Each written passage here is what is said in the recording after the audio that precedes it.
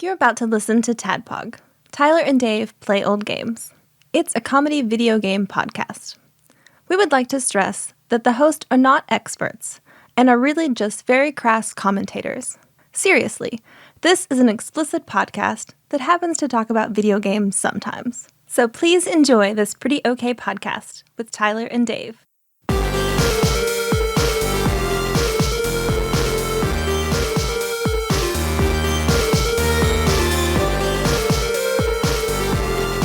Hello, Internet, and welcome to another TADPOG podcast. It's a show that happens every week where not just two, not just three, but four old guys talk about old games. Hey, man, I'm psyched. I think it's going to be, I'm already feeling it's going to be good. I can tell because you didn't pronounce the H and hey. Hey, man. Hey. I can tell you're excited. Hey, man. Hey, Chulo. So I like it. Yeah, we are doing the final game that we have planned out for the NES Classic. Period. The final game we have planned out, period. That's it, the last episode. This may be the last episode. No, it's not long Mulan. That's fine. Or 3D Dot Heroes. We need Or to do that one too. Because we are going to be talking about The Legend of Zelda. And for this game, of course, I had to bring on Josh Nance. That's me. Of TADPOG Sweethearts fame, New Dad fame. Hey, Josh. Hey, guys. Thanks for having me.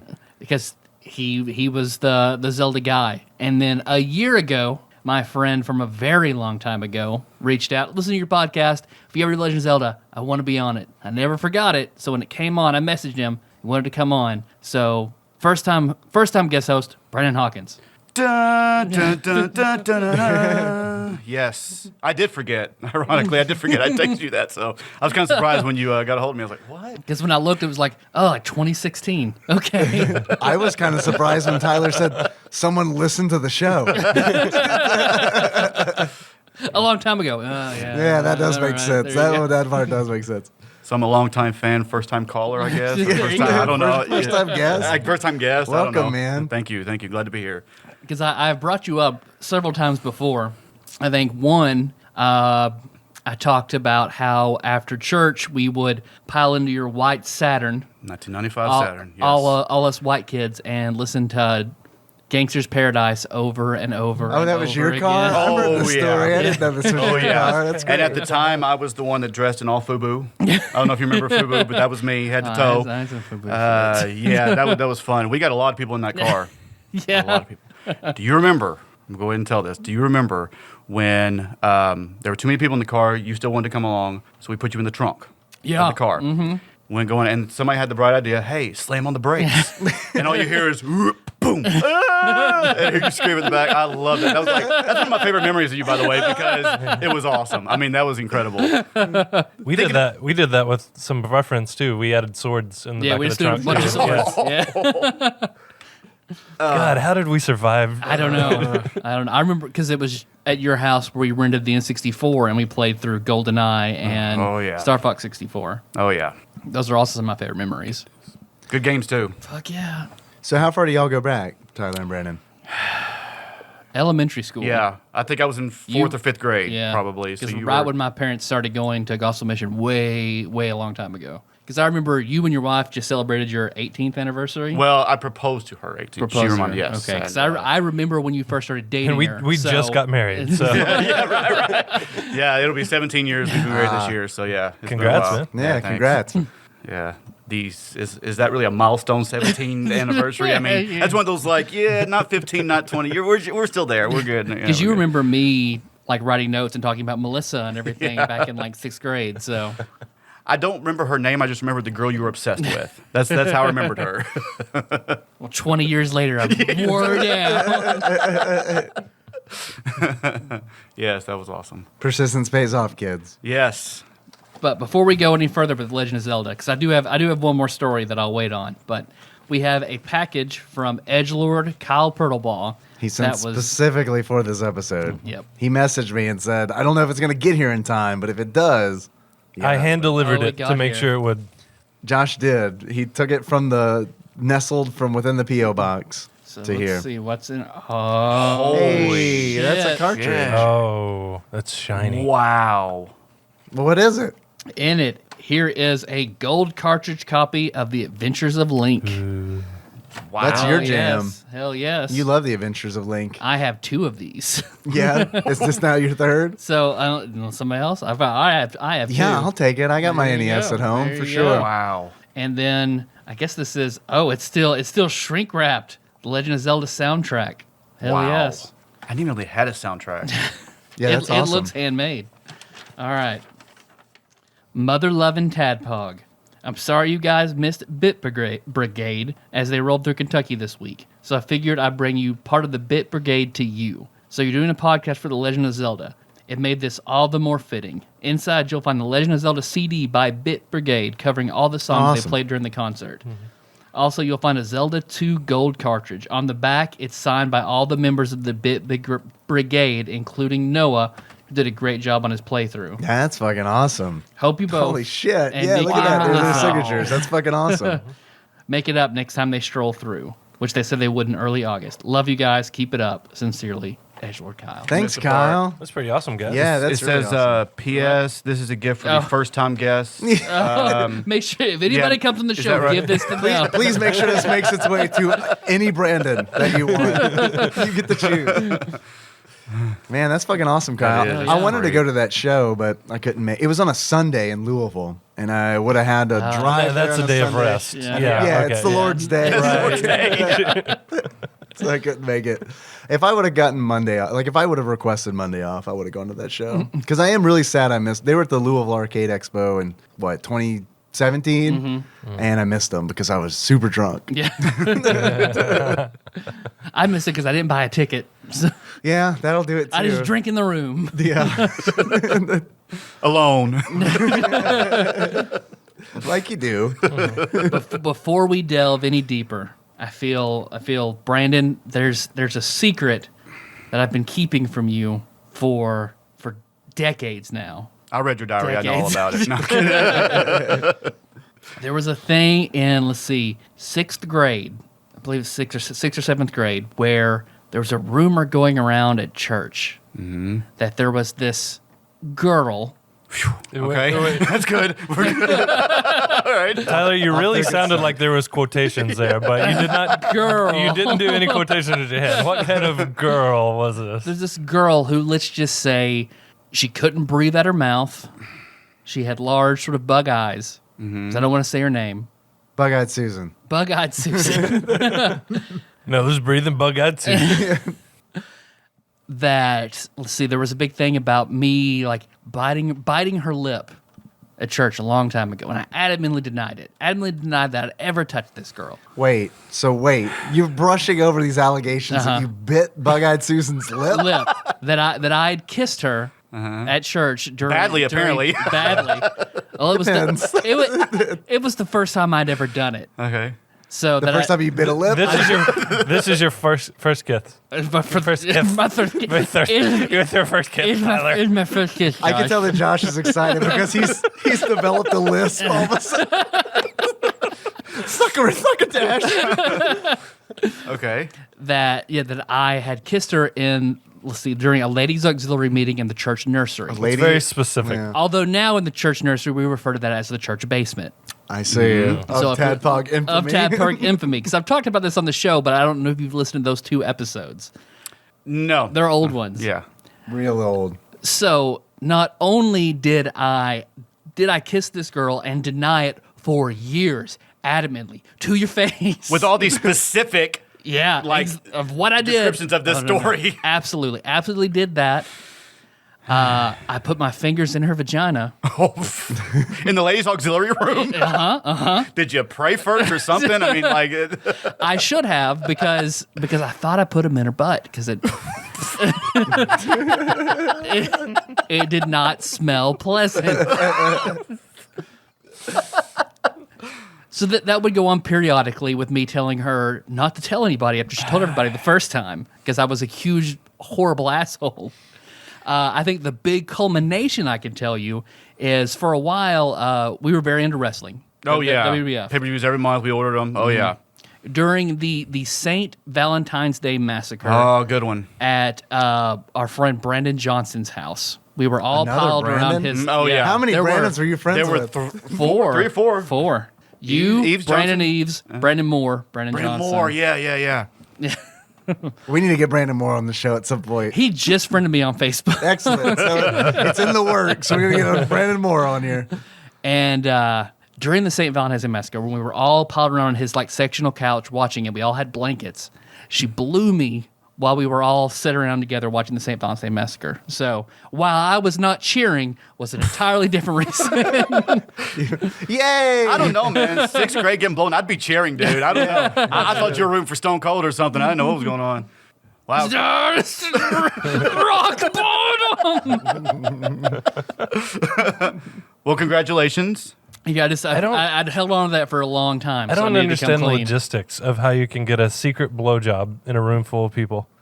Just under the covers when no one's We were looking. obsessed with wrestling, too. Yeah, You gotta understand. everybody's We were actually watching the wrestling. pay-per-view. No, you mean you weren't like, let's watch and see if maybe Tyler gets a blowjob? Keep your eyes on him.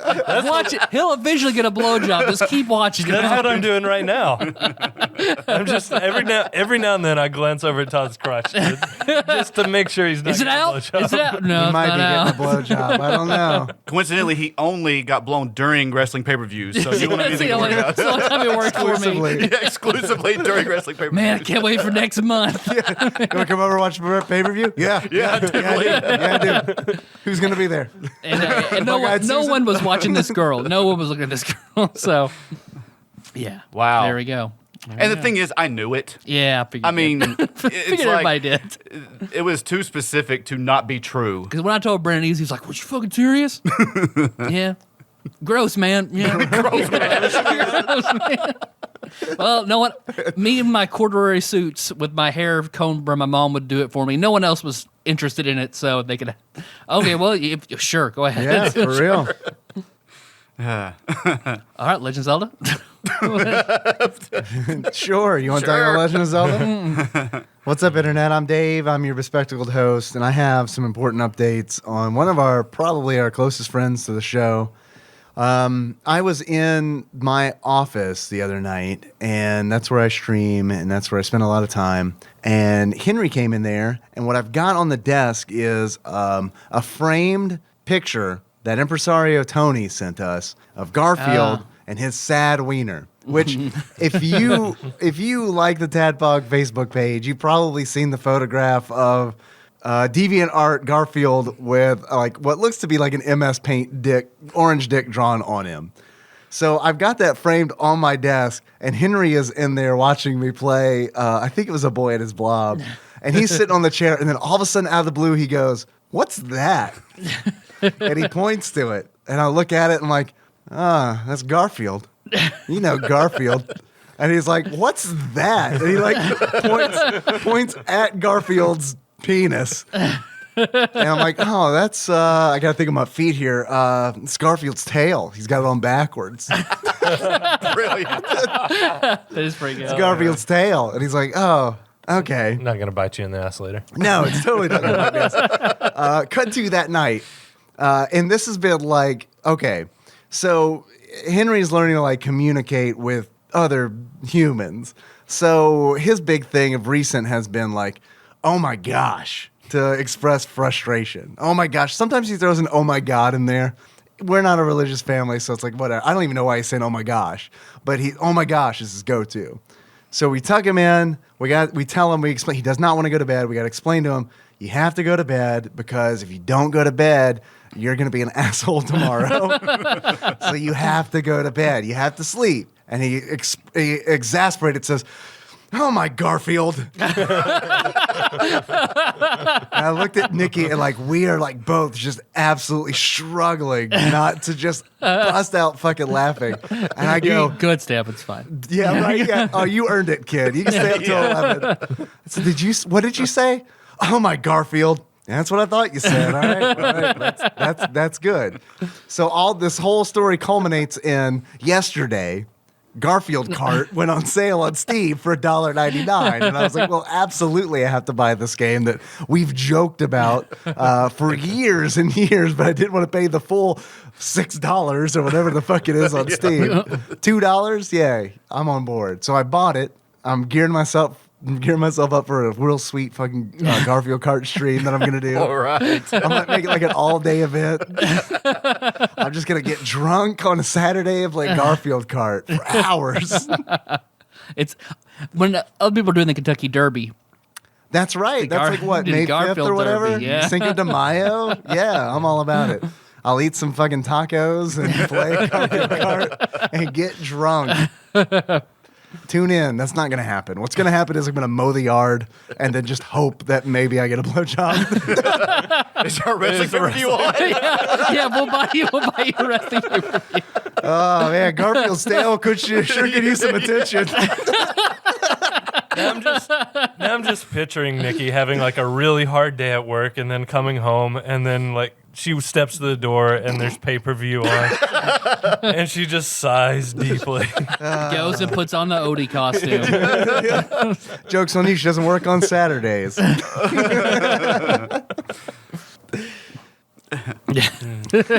Sorry, I just had to share. I'm not going to be able to I'm watch another pay-per-view. Or when I do, I'll be Without like, getting a Tyler's blowjob. getting blown right now. Oh, by the way, if you're curious, hey, are the Steam comments and forums overrun with ironic people for Garfield Kart? Yes. The answer is yes. It's got tags. You know how like Steam will have like tags associated to the game? Mm-hmm. Here are some of the tags associated with Garfield Kart. Cold War. Cold War is one of them. Dark humor. Wow. Psychedelic. I mean, this is, wow, yeah. You ever read Cold War Garfield? You're right. It's pretty good. Pretty good. I think we all have. That's when Garfield was like really fat, right? Like the first 3 books or something like The that. Red Sun version of Garfield. Oh, man. I love it. If Garfield crash landed on this planet, but it was in the Soviet Union.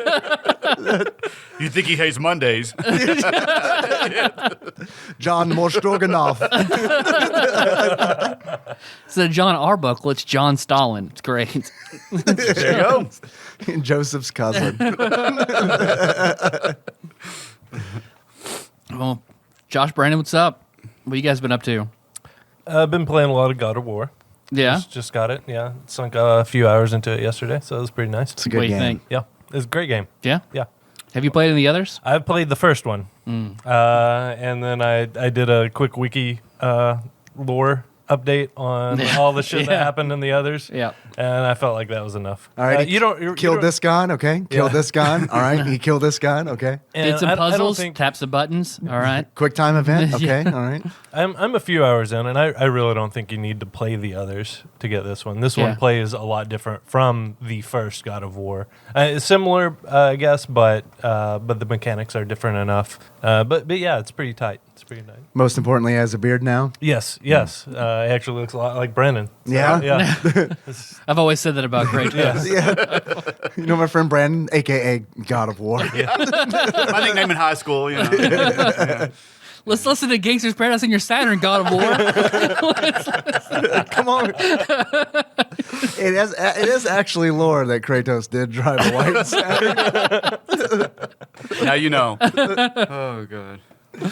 About you, Brandon, what have you been up to? I have been on Twitter and Facebook looking at posts about people who play God of War. Are you pining after the game? Is that, yeah. You know, I don't get to play a lot of games. I mean, honestly, the last game I've played for like weeks at a time is Mario Odyssey. That's the last game That's I've a played. good ass Oh, game. yeah. Yeah. That We was- did a Patreon episode on that not Oh too long yeah, ago. yeah. So that was the last game I really played. But you know, ironically, my oldest son plays every Zelda game that comes out, start to finish. He'll play multiple times. The only Zelda game that I've played all the way through is the original, Yeah. the one we're talking about. That is the Really? only one I've played. You know, all the others, but just Yeah. like I almost got into Twilight of Princess, but then I got to a point where I was just watching my son play it. I gave him the controller. I said, I'm done. Yeah. I just remember something about he was on a horse and there was a bridge midway through it. And I said, forget it. You finish it. Right. And he does. He loves them all. He's played the one on the Switch and He said he hated the ending. I don't know what the ending was, but I haven't gotten there either. yeah. Spoiler! The ending sucks. The Link does not save Zelda. I'm sorry, but our princess is in another castle. Yeah. It's a very uncomfortable scene with Ganon at the end. Yeah, right. He has a tail. I don't know what's going on. No, it's just on backwards. But yeah, I'm a Mario fan all the way. Like that's the one game. I'll play all the games. Yeah, I think Mario Odyssey and Breath of the Wild both are worth getting a Switch for. Just one of those games. Oh yeah. But yeah, both together they're great. Did y'all hear about the new hardware The exploit for the No. Switch? Oh man, yeah. There's like a hardware exploit in the Switch's graphics processor where you can just jailbreak it like that. Yeah, and it's like super tempting to do because I want to load that bad boy up with everything that I possibly can, Heck like yeah. NES games, SNES games, that Until kind of thing. before they fix it. No, it can't fix it. It's a hardware exploit. Yeah. So it's like they send you a mandatory. a certified letter. Please stop playing. Like the commercial where they come by over and hand out the Wii remote, they show up back and kid. They've got like soldering tools and microchip. Dear Mr. Moore, please stop playing Ghosts and Goblins on your Nintendo Switch. But yeah, I've been thinking about, I don't know. I'm leery to do it. Like, it's nice to know that it's there because it's like, all right, sweet. When this console reaches end of life, I know exactly what I'm doing with it. I'm going to jailbreak it. I'm going to load it up with as much NES games, SNES games as I possibly can, Nice. allegedly. And but I'm not going to do it. I'm not going to do it until I know that I'm not going to fuck myself over by doing You it. hear that? Yeah. Could you repeat that, Yeah, please? yeah, check. Hello, check. Oh, there's a weird van outside Tyler's house. It says FBI florist on the side. What you didn't know is the reason God of War is here is because it's on you guys. See what y'all are doing. Now, when you said Switch hardware, I was thinking you were talking about I can't think of what they call it, the cardboard accessories. Oh, the Labo. Labo, Yeah. yeah. No. How do you guys feel about that? If Henry were 3 to 4 years older, I'd be all about it, man. I'd be all about it. But like, since he's 3 years old, I mean, he can pretty much just play with toys from McDonald's and he's fine. I don't need to buy a $80 cardboard robot for him. You know? I mean, I'm interested. I want to see reviews for everything and how it plays out before I get into it. But it's super interesting. It looks cool. Yeah, I think it looks cool. pretty cool, but I'm worried that it'll be fun for 10 minutes and then it'll be done. But Yeah. And when you said Switch accessories, I thought like, oh, pegging. Pegging? Yeah. Like switch it. Switch it up. Switch it up. Switch it up. You take it in the butt Submissive, for you Maybe- get fucked. maybe- Here's our Switch accessory. once. Right. Let's make a deal. let's put some UFC on the pay-per-view and then That's what Pick it happens. up, yeah. Let's welcome to the Octagon, bitch.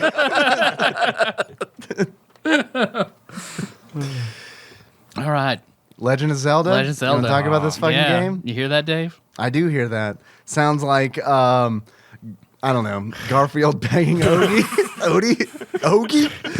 I invented a new character, Ogie. He's Swedish Odie. Ogie. Everybody knows Uncle Ogie. He's just the bitch bottom who just lives under the stove that He Garfield fucks. He lives under the stove. Of course I hear that, which as everybody knows, ushers in a segment that we like to call Dave Reads from Wikipedia. All right, guys. The Legend of Zelda is an action... Has anybody heard of this game? Legend of Zelda? Maybe? Maybe once or Yeah. twice. It's an action-adventure video game developed and published by Nintendo and designed by Miyamoto and Tezuka. It's set in the fantasy land of Hyrule, and the plot centers on a boy named Link, the playable protagonist, who aims to collect the 8 fragments of the Triforce of Wisdom in order to rescue Princess Zelda from the antagonist, Ganon. During the course of the game, the player sees Link from a top-down perspective and must navigate him through the overworld and several dungeons, defeating enemies and finding secrets along the way. I'm not going to read any more. Spoilers. Yeah.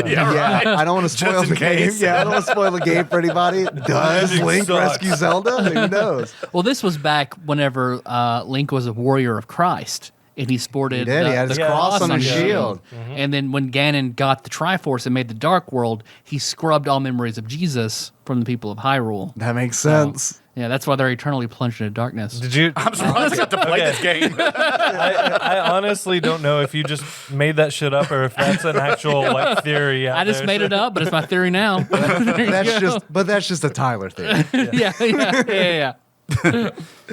Oh, because You guys remember that book of the Bible, Zelda? Zelda. Zelda 316. What was it about? It was about Link. It was very confusing. It was That's why I weird. left it out. It's weird because everyone, when they read the book, they think that it's about Zelda, but it's really about Link. There were burning bushes. That's right. Yeah, that's true. I mean, Man, God is everywhere. God is truly everywhere. welcome to episode 451, where you discover that we've actually been indoctrinating Are we you with the word of Christ. the Are entire we a time. Christian podcast? Yeah. Yeah. So, We are. you guys need to label yourselves as such. Get out there. Get a. You know, we'd actually probably get sponsorship if we did. We're a Nobody's Christian gonna listen. We're a Christian Nobody's gonna listen podcast to the that, same yeah. way Ash Williams is like the best hero. Like it's down there somewhere way deep. We do talk about. We do. Yeah, we talk about DC Talk a lot. Oh. Another thing we listen to in your car. And the Saturn. That's a Saturn Classic. we switched up between Gangster's Paradise and DC Talk. All right, we have to even out this evil music with Jesus. We had music. some Stomp and some Carmen in there too. Yeah. Fucking Stomp. Oh my God, you're bringing me back. Yeah. Well, Carmen was the other thing about like I remember because Brandon, you got up and you sang the whole like the Carmen anthem or What whatever. is Carmen? Carmen was a Christian performer, and he had just one really popular song. yeah. It was he, yeah. I imagine Carmen said to you. Because we were just playing that. Right. Do you mean rockapella? Where in the world is our Savior Christ?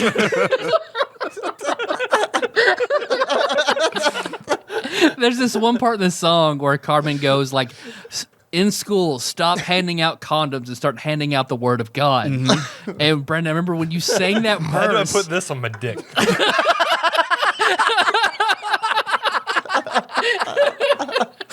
I imagine just like These pages are very soft. Do you have protection? Why, yes, I do. I have Christ on my side. You're definitely getting pregnant. Are you a virgin? Yeah. Yeah, you're getting Oh pregnant. yeah, you're getting pregnant for sure. And like I remember the whole church like stood up and cheered so hard over this line. I know I was a rock star. We sang once together in church. One song, the one time we got up and sang together. Can you sing it now, Yeah, I please? want to we hear. sang we sang "Awesome God." Oh, yes. We had a fifth Sunday singing. So every month when there was a fifth Sunday, the whole church would sign up, and there's a whole Everybody would just get up and perform the whole yeah, time. it's the whole time. Which was awesome. It's a little known It fact. was- Tyler got a blowjob During the church pay-per-view. I remember because Brandon and I practiced it, and I was excited to do it. And right before we went up, Ryan wanted to get up and sing with us. Of your brother fame? Of my brother Fame, and he was like 5. I was so fucking pissed. I was you were not so going to steal fucking- my moment. This is the only time I'm ever gonna do this, and yeah, he didn't know the words. He just got it through with "Awesome God." Everybody fucking loved it. Fuck you, Ryan. What a dick. I bet if you told him that Garfield's penis was a tail on backwards, his ass would believe you. And not even question the fact that Garfield's tail is already visible. Fucking dumb babies. Oh, God, these fucking babies. I love you, son, listening in the future. Also, I'm sorry about all the things you've heard about your mother on this podcast. She's A+. Let's have our kids listen to Manpog 2.0 one day. That'll be a fun Oh, episode. yeah. That's going to be his 16th birthday. She's gonna slide him a thumb drive. You're free now, son. You have all the material you ever need. We're gonna kill your boner forever. Yeah. We just want to make sure soundly that you are asexual. Here you go. Listen to that. So when I send you a text saying, "Hey, I'm about to stream on Twitch," you're gonna fucking throw up. Yeah. Every time. And for all y'all who masturbate to this podcast, that's why we're telling all these church stories. Kind of tone it down a little bit. Exactly. Oh man. I don't even remember where we were going with that before all Legend that. of Zelda. Legend of Zelda. Legend of Zelda. We haven't talked about the Legend game of yet. Zelda. Yeah, it is about Link's away from 25, Christ. 30 minutes into the If my kids are listening, this is about a video game. This is a video game podcast, I promise, not about masturbation. That's Does debatable. anybody remember the first time you played this game? Oh, yeah. Yeah. Yeah? Okay. Let's go. Let's wanna go hear around. it. Start with Brandon. Let's see. What year did it come out? 87 or 80? I don't remember. But anyways, I was 5 or 6 years old. And I remember immediately when you see that picture on the screen and starts playing that music, mesmerizing. I mean, it was, especially as a yeah. little kid. I mean, I'm mesmerized now when I see it. But back then it was like, wow, this is the greatest thing. And it scrolls down and it gets dark. And it was just awesome. I do remember, though, for a six-year-old, this game was impossible. Oh, yeah. Wow. I Yeah. mean, like, it got to the point where I remember my mom printed out cheats, like maps of the game, put them in a 3-ring binder. That's nice, dude. Yeah, And- we had a similar experience. Yeah. That's the way I did it, you know, because it was either that or what is it called, the Nintendo Hotline, and Yes. spend money on that. But Oh, I had to do that on this game, Zelda 2, for that fucking Thunderbird. Jesus. so yeah, it was mesmerizing. And even now, it's crazy. I can remember where all the secret, like, burning bush doors and all the secret hideaways are, but I can't remember where all the castles are. Oh, it's yeah, the so weird. dungeons. Yeah. Or I can't ever go in order, like castles in order. I always, shit, this is Castle 8. if I don't use a guide, I can find like half of them to 3/4 of them. Just Yeah. not trying in any random order, but there are some I always have to I still have to look up because I'll just. I've been forget. playing this for 15 minutes. I'm on Castle 7 already. Awesome. Yeah, that's one of the cool things of the game is that Non-linear, you can, it's non-linear. You can do the dungeons in any order that you want. It's sometimes not a great idea. You're not going to No. win Yeah, if you do but that. I mean, but it is cool that like you can like find dungeon 8 like really close to where you start the game by burning a bush. Hey, you need the items from the other dungeons, but you don't have to beat those dungeons. You can just go in, Grab 'em to and the early, leave. early dungeons, get the item, and Like leave. the raft Yeah. is the big one Yeah. that you can like just go in like I think dungeon 3 or whatever, grab it and then just leave and then go get heart was this container. like the first open world game? Like where you can just explore anywhere? I don't know. So detailed? I don't There know was if it's an the first Atari one. game that was like just an exploration, just open world, pretty well game. But E.T. Yeah. Yeah, E.T. the E.T., classic. yeah. I know that but it's this is the first one done well. Yeah. Adventure has been Yeah, credited. Adventure, yeah. Yeah. and that was in Ready Player One. Right. Yeah. And But we it's actually have done, weirdly enough, done an episode on Adventure with the seahorse dragon that you fight. It's such a drastic change, though. If you're used to playing Mario 1, the original Mario Brothers, before this game, the side-scrolling platform, and then you go from that to Zelda, it's mind-blowing. I mean, it's crazy. And Oh yeah, it was a whole new dimension. yeah, for games. so and so Yeah. detailed for them. I mean, all the Yeah. details. I mean, it's crazy. And what's really cool is like Super Mario Brothers and Zelda were developed simultaneously. Were they? Yeah, they were Man. developed at the same time. And like, and after that, years after that, when like Nintendo when they were developing a game, they would categorize like, is this a Mario game or is this a Zelda game? Wow. Mario being a linear experience, and Zelda games being like a non-linear Yeah. open world kind of experience. And what's great is like Miyamoto worked on both of those games, which is really cool. And like he based a lot of this game on his experiences, like going on adventures as a child in Kyoto. Like his thing was like, yeah, I know, right? Wow. Okay. Well, it's crazy to think about because it's like, especially like, because I'm a dad now, and it's like, A drug out hobo would hide triangles from him. right, yeah, exactly. Like, oh, he would take all his cheese slices, tear them in half, and Yeah. scatter them around Kyoto, and he'd have to discover. He'd have to enter crack house after whorehouse, fighting Level 8. to recover his cheese slices. Oh, I don't have the syringe yet. Oh god, you better get out of here. Oh man, I need the red potion. But I mean, yeah, he based it on like his childhood adventures, like where he would go outside and just stumble upon like a forest and then discover something weird in there, which may or may not have been a hobo jerking it. The dragon. Does that mean Mario was about his uncle, creepy uncle, or something like taking mushrooms? I mean, what is this about? Maybe we could draw a lot of connections. have to fit his head in his uncle's pipes? That's the thing that It was happened. about their landlord, wasn't it? Well, They if had that, Mario is named after yeah. Nintendo of America's landlord. Yeah. Which, because I think they were like late on their fucking rent or something, and I don't know if that was like a condolence where it's like, or a consolation where it's like, we're not gonna pay the rent, but we are gonna name this dude after you. Is that cool? Everyone on Earth will know you'll be more recognizable than Jesus. Right. Yes. I wonder if that dude, like, I wonder if that landlord is still alive. And if he's not, like, is his tombstone just straight up like Mario? It's a me. It's a me. It's a me underground. Level 1, 2. Negative. Bob Hoskins will play you one day. Negative world. Gotta read something real quick. Read Just real something, quick. please. The Legend of Zelda. All right. So A poem as by Tyler Holland. as read from the title screen of Legend of Zelda. Yes. Don't forget the quotation marks. A dramatic reading. Excellent. Many years ago, Prince Darkness, Ganon, stole one of the Triforce with power. Princess Zelda had one of the Triforce with wisdom. This is a deaf poetry reading. She divided it into Ganon 8 was the white man.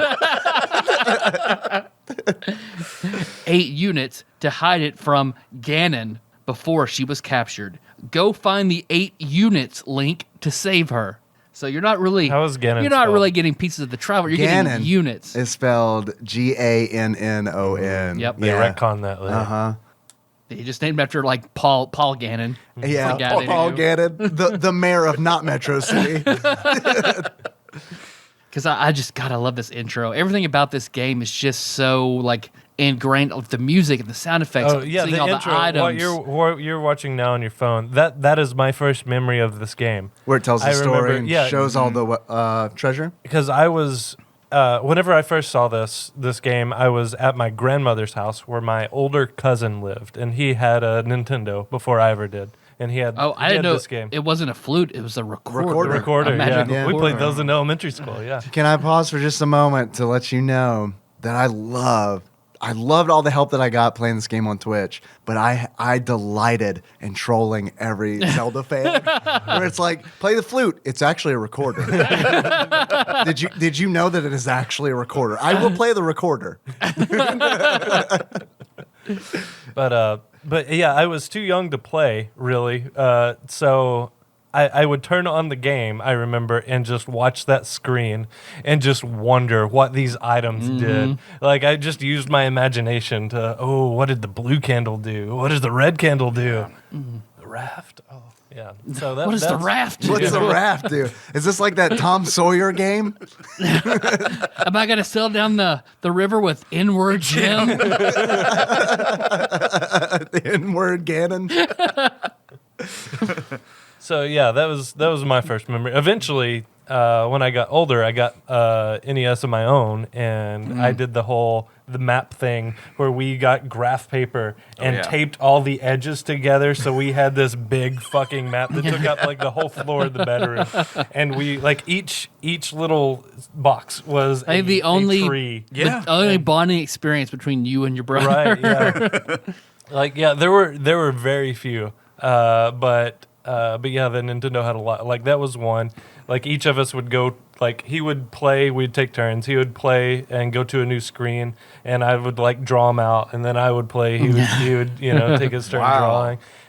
He also did that with Final Fantasy. Like he would sit there with I a didn't know he was in calculator. Final Fantasy. Yeah, I remember you mentioning that. He would take a calculator, and we had the map with all the on the backside. It had all the enemies' hit points and everything, and he'd plug those numbers in and subtract them every time it did damage. That's pretty nice. That's very nice. And we played RBI baseball a lot too. So. No, so you did that for him then? Yeah. Yeah. You wrote down the stats of all the players. Yeah. No, I just He hand drew the players. Yeah. And what they are. Okay. Try to hit a home run. Yeah. he would always pick the Cardinals because my family, like every other family around here, Are birds. huge St. Louis Cardinal fans. But my uncle, They're single issue voter Cardinal fans, like everybody else around here. Yeah. Right. Yeah. Whenever I go to vote, I just vote a straight Cardinal ticket. I've always got that red marker, and I just draw just a little. Cardinal. You just draw a Cardinal. What do you believe in? Ozzie Smith and abortion is murder. That's it. Pretty much, yeah. So, yeah, Jared would always go with the Cardinals. My uncle was a Houston Astros fan, so I always went with the Astros. Well, the Astros had Nolan Ryan, and you could pitch a perfect game very, very easily with Nolan Ryan, and that's all I did. I figured out the exact combination of direction buttons and A on the D-pad and A, and I would just pitch perfect games until he was tired of playing with me. Did he go to the Braves at some point? I don't know why. For some reason, Nolan Ryan or his brother Jared? Jared Ryan. My brother is. Yeah, I meant your uncle. that makes sense now because you had all those Astros pendants in your room growing up, and I had no idea why. We never watched baseball. I was just being difficult. Yeah. No, I didn't. That's when Josh rebelled. Fuck the Cardinals. Mockingbirds all the way. I didn't hunt or fish, and I didn't like the Cardinals. Like the Houston Astros. Outcast. That was my rebellious stage. Yeah. And it sucked so many dicks. Fuck you, Dad. He was most disappointed about the Astros. What's great is that you actually did what the instruction manual suggests that you do, and that is make maps. Because the instruction manual for this game is fucking amazing. It is like 48 fucking pages long. It's fucking crazy. They actually give you a nice long good story to lead you into the game. It's nice that the game gives you that screen that you read. See the manual for details. But yeah, definitely see the manual where you find out that Zelda was kidnapped by Ganon, and then she sent her handmaiden Impa to find somebody to rescue her and reclaim the land and gather the pieces of Triforce. And then Link stumbles upon Impa getting attacked by Ganon's minions, fights him off, and she's like, "Look, you got to fucking help. This place is in a real fucking shitty place right now." So I think that's cool that the instruction manual lays down that story. You get the artwork too, the artwork is great. And a little nice trivia about the story in the instruction manual that was actually written by a dude who did storyboarding and scripting for the original Dragon Ball series. So that's kind of cool. There's I love it when we find these little tie-ins where it's oh man, this shit of pop culture kind of mingled with this other stuff for a moment. So it's really cool. And then it's the instruction manual has all of the enemies in it illustrated. And then it has a strategy guide segment where it leads you through the first 2 dungeons. And it's this fucking manual is massive. And it's it blows my mind, but at the same time, this game needed that. Because it needed it. Because I remember being a kid, I didn't play this game much as a kid. I remember, because I didn't have an NES for the longest time, video games were non-productive dalliances in the Moore house. So it's the only reason I ever had one for a brief period of time was my cousin gave one to me, and my parents weren't heartless enough to say, no, you can't have that. Keep your free entertainment system. Right, yeah. Oh, yeah, my parents, they love free. That's another thing. It's oh, it's free? All right, bring it on.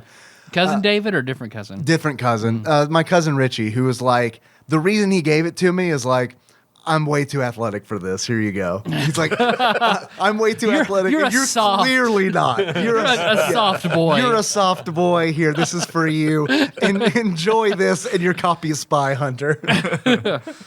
But yeah, I mean, because of that, I had my only experience with The Legend of Zelda as a kid was seeing it at other kids' houses and being like, what is that gold cartridge? What is that? And then they're like, "Oh, it's the Legend of Zelda." I'm like, "Oh, it's not Super Mario Brothers." Never mind. You know what you should have been like, Dave? Yeah. Hey, excuse me, princess. There you go. There you go. I used to watch that. Yeah, Oh, I did used too. to watch Fuck the yeah. shit out of that. Fuck yes. They used I to. feel like there was a block whenever I was a kid. I would get home just in time to see that, and then like the Super Mario Super Show would come on, and then the Mega Man cartoon would come on, and then like Captain Ed and the Game Master would come on, and that was just like the golden age of cartoons. And for a while, there was a Zelda show after Mario, wasn't there? Yeah, they like split the Super Mario Brothers That's what it show was. It in was half. in between. Yeah, that's right. That's right. And what's hilarious is like as a kid it was great, but as an adult, like watching the Legend of Zelda, especially the Legend of Zelda cartoon, it's like, oh, it's the same episode over and over again. This is literally 12 times. Yeah, this is literally a 12-minute commercial for Zelda that they ran like once a week. Because I remember this had one of the weird, like, remember as a kid, there were weird things I would pick up on, like lines or whatever. Because I quoted a lot of Garfield, of course. Of course, he's got two tails. Why would you? Yeah. Like, I remember I asked a girl out in 6th grade, like, Touch the not front Melissa, tail. but a different girl. And I asked her out by writing down, like, lines from a Garfield comic strip that I had at home. I remember you where told the story about the poetry. Yeah, he writes like a letter to Arlene or something like that. So I copied that down verbatim. She fucking loved it. She fucking, Bitch got wet. Oh. All wet and bug-eyed. a girl asked me out, and I agreed to it by quoting Garfield, like saying, like, "What does a chicken have lips?" Eat your heart out. She was very confused, didn't know what that meant, and then I had to explain, like, I'm pretty sure it means yes. I don't really know what it means either.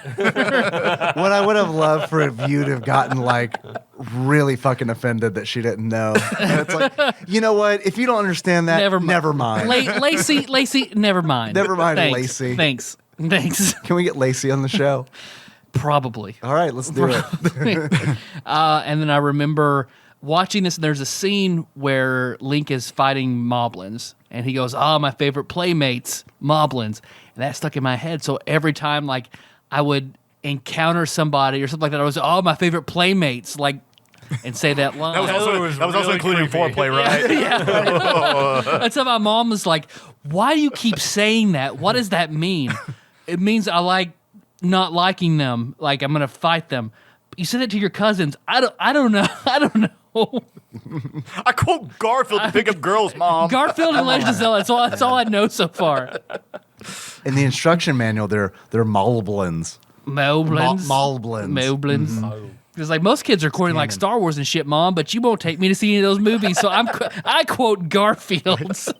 Yeah, that makes sense. I quoted Chippendale Rescue Rangers and Head of the Class. Those are my jams. Man, Gadget. Yeah, Gadgets. I mean, out of all of them, she is the girl. So, You can fuck any of them, but Gadget. That's all right. Legend of Zelda. Now I want to talk more about fucking about fucking all of the Rescue Rangers. About how Zipper can fit in your pee hole and really do some shit. yeah. Excuse me, doctor. Should I be peeing maggots? Is that a thing that should be happening? Also, this mouse over there keeps he keeps thinking that it's cheese. I've explained to him several times that it is maggots, in fact, that's coming out. Not But leave my cheese. balls and I'll call it cheese, Monterey Jack. Welcome to our show. Oh. I don't remember the first time I ever played this game. It was probably at like a cousin's house, but I remember so many times because I never beat this game until way down the road. Like I was an adult before I beat it, but I'd played the first like half of it hundreds of times. Like, or I'd watch you play it, Josh. Or I played like the first few levels at your house, but I never got through it and beat it until I got it on the Wii. And when I moved back to Paducah, I think that's when I finally played it and beat it. Wow. It's like On the Virtual Console? 2013, yeah. I think I beat this game the first time. Honestly, the first time I like played it earnestly, like with intent to finish it, was when I was living with Brandon of Axelay fame in like the year 2002. Before then, I had kind of like just picked it up and like fought some Octoroks in the overworld. But other than that, I mean, I don't think I even went into a dungeon. So my first experience with this game was in the era of the internet, and I did use the internet. Like I used a walkthrough to get through the game, and what I have discovered is playing it again just over the last couple days. Because I used a walkthrough, I didn't remember anything. I mean, like nothing.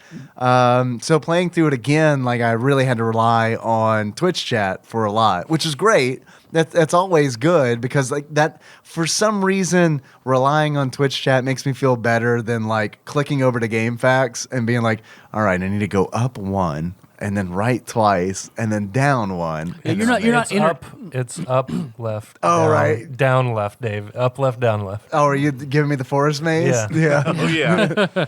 Oh, were you not talking about that? No, Okay. no, I was just talking about just Oh, that is etched into my brain. northwest, southwest. Yeah.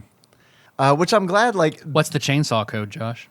Oh, What do you set? What do you set your clock to get the chainsaw? It's 6. I want to say like 14:05, something like that. Probably. I don't remember. I just to see if you knew. all I know is everyone in Zozo lies. Yeah. Because I remember also seeing like Link in different colors on like a friend's record. Be like, how the fuck did he do that? Yeah.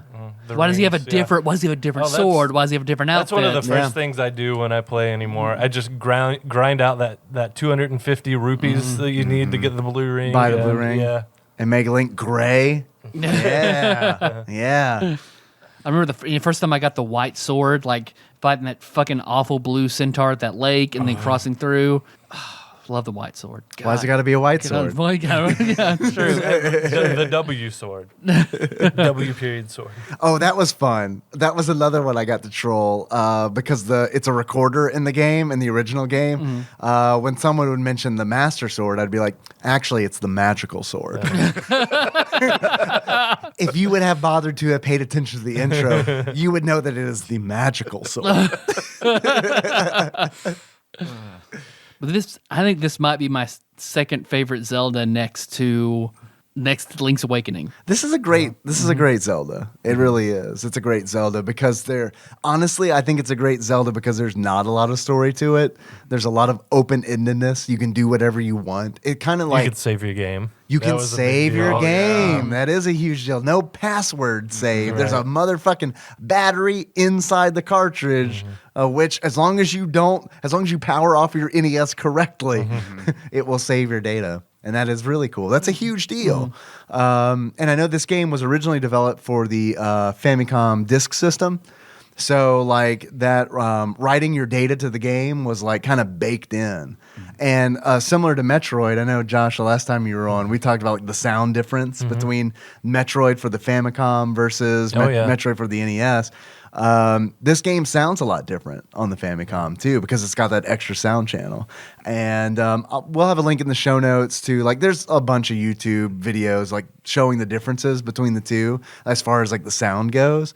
But like it's worth checking out. And there's also like something that's also really cool about the Famicom version is on the second controller of the Famicom, the controller had a microphone on it. And I don't know if anybody here has like ever studied the instruction manual of The Legend of Zelda. Oh, okay. But when they're doing all the illustrations of all the enemies, there's an enemy that essentially it looks like a ghost bunny. It has like bunny ears. And in the description, it talks about it being a ghost. It hates noise. It hates loud noises. So you shoot it with an arrow. Exactly. Yeah. If you're in North America, you shoot it with an arrow. But if you're in Japan playing on a Famicom, what you do is you shout into the microphone on the second controller, and it'll destroy all of them in the room. There's actually a great video of the Angry Video Game Nerd demonstrating that. We'll include that in show notes too. God, his Earthbound video is so good. I haven't watched it yet. I need to man. watch that, yeah. Man. What I love about this game is if you go back and play a lot of Nintendo games, most of them don't hold up now. This one you could pick up, I think, anytime. And it still holds up. You still get pissed off at the same places. I mean, it's and if you try it without looking at the internet and try, looking up all the cheats and everything, you could still play this for months. Oh yeah. I mean, it's yeah. and you still get that, at least I get that same joy I had. Of course, I appreciate it more now. I mean, because I didn't read the instruction manual when I was 6 years old, 5 years old playing the game. I didn't care about the story. I just, ooh, sword, ooh, arrows, but it still holds up big time now. I mean, anytime you play it, and it's really awesome. That's I enjoyed. I think I got just as much joy out of Zelda 2.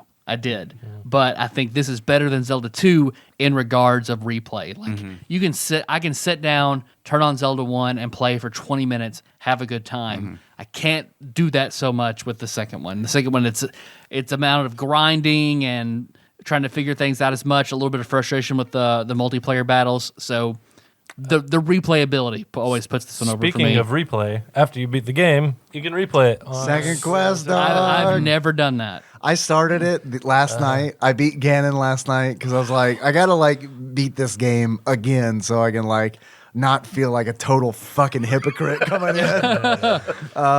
Which I gotta tell you, be honest with you, this show is kind of weird because it does put me in a position where it's like, all right, I feel like I gotta beat every game we talk about. Otherwise, I feel like I'm a big fucking phony. No, I'll just be a big fucking pony. That's fine. But I beat Ganon last night, and then it's like, all right, let's start the second quest. And then I go to the mountain that I know I can bomb to get a heart container, and it doesn't work. And I'm like, never mind. That's how it was after I beat Dragon Age 2. I was like, I'm gonna go back and play an asshole. As soon as I get out into the city again, it's like, okay, never mind. Yeah, no, I hated no. Dragon Age 2. See, my first playthrough, I loved Dragon Age 2. Man, Dragon Age Origins. I like Origins more. Don't get me wrong, but I've never played. I'm sorry, I got confused there for a minute. I thought you guys were talking about Dragon Quest. I've been drinking a little bit. Dragon Age is great. yeah, I've got my Sprite Zero, Blood Orange mixer, and your Kraken rum, and this cheap ass Barton rum, all mixed in my Bubba tumbler. We have finally finished off the Kraken rum that old fashioned Ramon brought when we recorded our Overwatch episode, which was probably over a year ago. That was a long ass time rum ago. is finally gone. It was a barrel of rum, and it's finally gone. So now Ramon can come back on and bring us another jug of alcohol. Yeah, exactly. What else about this game? I mean, there are so many secrets in this game. I've never gotten all of them. Yeah, you could I've never easily- 100% of this game. You could easily beat the game without discovering all of them, or even a lot of them. It's non-linear play, like I mentioned. I don't know if we're recording. You can actually go in the dungeons and get the item, and then leave the dungeon. You don't even have to be. So you can, Because typically every dungeon has a special item in it. I mean, you go down the ladder. This is where the Zelda. Right. Where a Kill the weird keys screen- with the Yeah, boomerang. yeah. Yeah. This is where the Zelda formula came. You go into a dungeon, you find a map, you find a compass, you find the special item, you get keys, throughout, and then you go through and fight the boss. Right.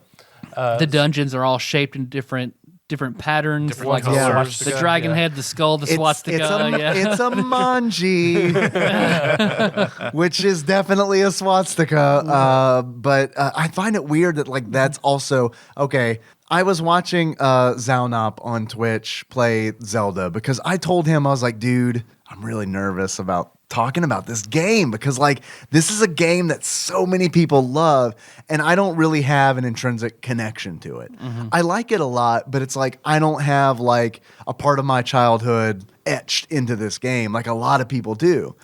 Like me in Star Wars. Yeah, you're right. Yeah, exactly. So I was I'm really kind of worried about talking about it. I'm really super worried about playing it on Twitch. And he's like, well, let me show you a few things. I play this game a lot. So Zaunop, a Twitch streamer, he kind of walked me through the beginning parts of the game. And he got to dungeon, I think it's 3, which is called Manji. And like you said, all the dungeons are shaped kind of like an animal or a mythological beast. In this case, it's shaped like a swastika, which had, religious importance way before the Nazis came along and kind of reappropriated it. So, but they totally meant the Nazi shit, though. But right, yeah.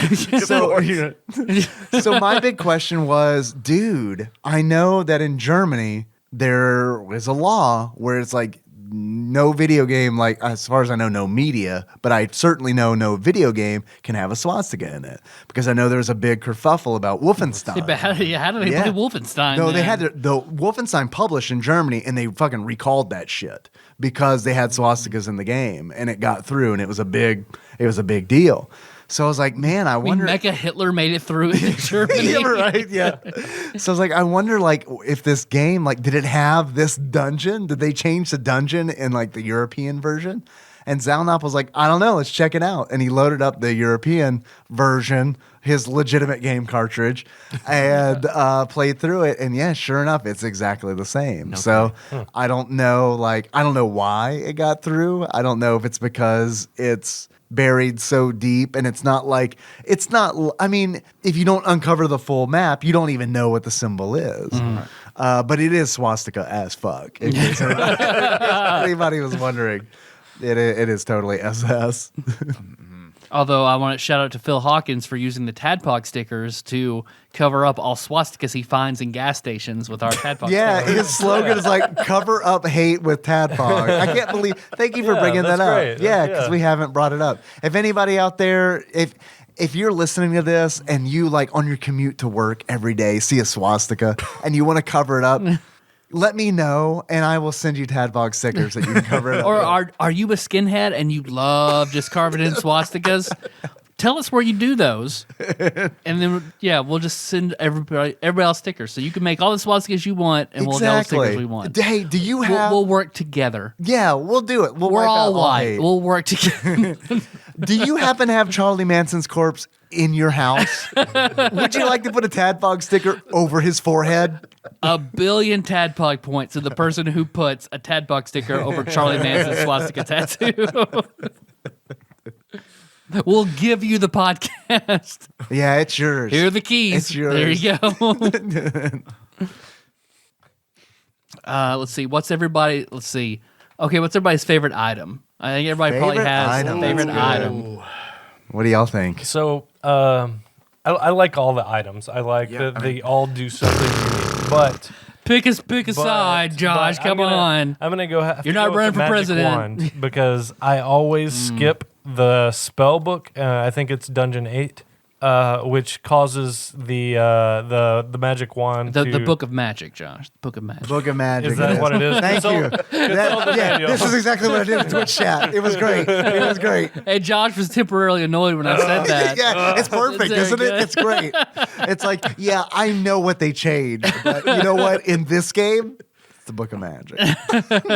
So the Book of Magic makes the spell that you shoot out of your magic wand, AKA the Bible. Yeah, to cause a little fire wherever it hits. Okay. And it can burn enemies and light things up, but it drastically reduces the amount of spamming you can do with the magic wand. Because it takes some wind up, right? Yeah, it's as long as like that flame is on the screen, you can't shoot another bolt out. But without the spell, the Book of Magic. The Bible. Yeah, God damn right, John. How you have changed his life forever. I'm just gonna I'm not gonna get any sleep tonight. I'm just gonna pace up and down. I still remember, it was Magic. a long, Book of Magic. a long time ago. Josh and I were playing. He had a camper set up in his backyard. We were having a sleepover. After we went to a movie hut and rented porn and watched porn and all jerked off in our weird different ways in different parts of the camper. Wait, how old were you? 8. No, seriously, how old were you? We were like sophomores in high school. How'd you get the porn? You just We fake ID? all we the other high schoolers worked there, so we could just go run Oh, I it. see. Yeah, Okay. yeah, You we had knew- connections. We had Okay. connections. Yeah. All right. Yeah, we had connections to porn. Yeah. It's a secret to everyone. Funny Porn story. and cigarettes. One of the other guys, I think he was the guy that got us porn. Anyway, he got arrested for stealing porn at the movie hut. This was at a later time, but Yeah, it was before that. It was because we it rented was? that porn to let's that porn was hot. Let's get this let's get this porn and embarrass him. That's our reasoning for wanting to rent and watch porn. This is a funny joke, guys. Look at this porn. Considering everything I'm gonna go in you've- this bathroom and jerk off because this girl looks like a girl we go to high school with. Considering everything you've told me, he's lucky that he got caught stealing porn and not got caught giving pornography to minors. Yes. And do you know who dated this guy? Who dated this guy for Bug-eyed a few Susan. months? Melissa. Melissa Oh. dated the porn thief. Her and Good Time Gatsby both dated him. Simultaneously? Good Time first, and then Melissa like 2 years later. The story I told about. Is that the guy that steals porn? Oh, he's so hot. Oh, man, I know what he likes. You mean he can get me all the porn I want? Like the story I told about Good Time Gatsby getting fingered right in front of me while I played Game Gear? Yes, I remember that story. That was that guy that was doing it. Oh, that was the him. movie Porn guy. thief. The porn thief. That vagabond. Fingering girls and stealing pornography. I'm not a porn thief. I'm a porn then treasure hunter. And then dating my wife. Where was I even fucking? Oh, because I forgot what you were talking about. So after we watched porn, we started playing Wild Arms 2 on PlayStation. Good game. And I'd forgotten. it's a very good game. It's weird because you have to fuck your sister to save the universe, but Well, yeah. Well, I Arms mean, too. it makes sense. You fuck your sister to give the encroaching parallel universe a body that you can fight. I was you about can to kill say I regret that I've never played Wild Arms 2, but never mind. Never mind. and remember because I think it was Wild Arms 2. It might have been Wild Arms 1, where there are the great golems are a big thing in the game, and there are some that are hidden. They're the secret bosses, the Atma weapon and Emerald weapon of this game. And remember, I found one of them. If you don't have to fight them, they're not so great. Yeah, it's true. I wasn't really prepared to fight him, so he was kicking my ass. And so everyone was gathered around my little TV. And you're like, wait, I'll fuck my sister. It's fine. Wait. I have to give the universe a body. Wait. Pause. Time out. Zach Morris style. Time out. Wincest. And I was just getting slaughtered, just ticking away at Before him. Game of Thrones. And Josh, you didn't think I could do it. I think I told the story a real fucking long time ago. And you didn't think I could do it. And I was like, okay, well, if I do it, Josh, from here on out, for the rest of your life, you have to say monster instead of monster. Because Josh would always say monster. And still does, honestly. No offense, Josh. I catch him on occasion. I'll remind him, hey, you lost that bet. It's like if I beat him, you forever cannot say monster. Shook my hand, agreed, and I had 1 hit point left. And I fucking beat that monster, and everybody cheered, and Josh looked so defeated. His favorite word stricken from his vocabulary. Yeah. Josh. Wild Arms. I can't wait to go home and watch the Monsters. the Addams Family, I guess. The Addams Family ripoff show. I forget how that tied into Zelda though, but we were talking about our favorite items. And then Josh said the Book of Magic. Book of Magic. Paired up with the wand. No, the wand by itself. The wand by itself. Oh, Because you okay. can spam the Because you can spells. spam it. It still has that wind up time, which A bugs the little hell bit, out of but me.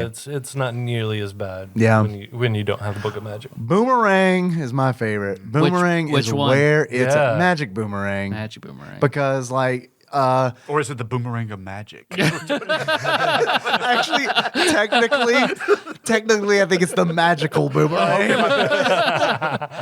It's the boomerang and the Australian boomerang. Right, yes.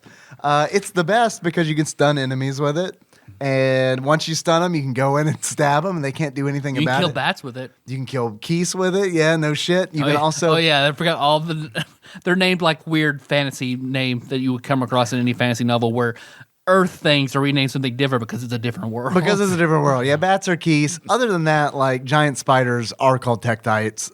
Thank God we don't have giant spiders in this world. Australia again. Pile of pancakes are called like. Likes, yeah, those are good. Paul's voice, which I think is the enemy we were talking about earlier, where you could Paul shout. Kluhl's Yeah. voice. We have so many Pauls. We got Paul Korn, we got Paul Kluhl, we got Paul Anderson, we got Paul Monaghan, we got all kinds of Pauls. Paul Clark. Yeah. You want a Paul? We got a Paul. You got call us. We got a Paul. We got Pauls. We got Brandon's. Fucking come on. We got fucking Pauls for days. What are you talking about? We're a popular podcast, kinda. We do okay. We do all right. For having no sponsors, we do okay. You look at other podcasts, Patreons, you're like, wow, that's good. You look at ours, you're like, that's okay. But We're still at the point where if we lose $1 on Patreon, we're pretty butthurt yeah, we're for a upset while. about it, but it's okay. It's all right. We'll survive. No, I'm not okay. I like I know everyone who's given $1 and then taken that dollar back. I remember your names. You have a list like Steve Buscemi and like Happy Gilmore. Some of you still comment. Billy Madison. Billy Madison. Some of you still comment in the Tadpog Nation, and I fucking remember your name. Next shirt, Tyler remembers you. And I'm gonna have, in like Days of Future Past, I'm gonna have all their names done up, Like in a wanted poster with like crossed off. Exactly. And then one of them just in the spotlight, like Wolverine. Their Facebook profile pictures all lined up. Brandon, favorite item? That's tough. I tell you what, I didn't. They got on my nerves is the ladder. The ladder. Because you can always you have to get it just right. Right. Yeah. Yeah. I hated that. You gonna climb up this half a wall? block Yeah, over, I hated it. But Actually, Brandon, it's the step ladder. oh, I'm sorry. The step ladder of magic. I'm sorry. It's the step ladder. And I remember that because when it was scrolling, I made the cool joke where it's like, fuck you, you're not my real ladder. But I'd have to say, As a stepdad, that's hilarious, Dave. as simple as this is, I think there was something about the swords when your costume changed color.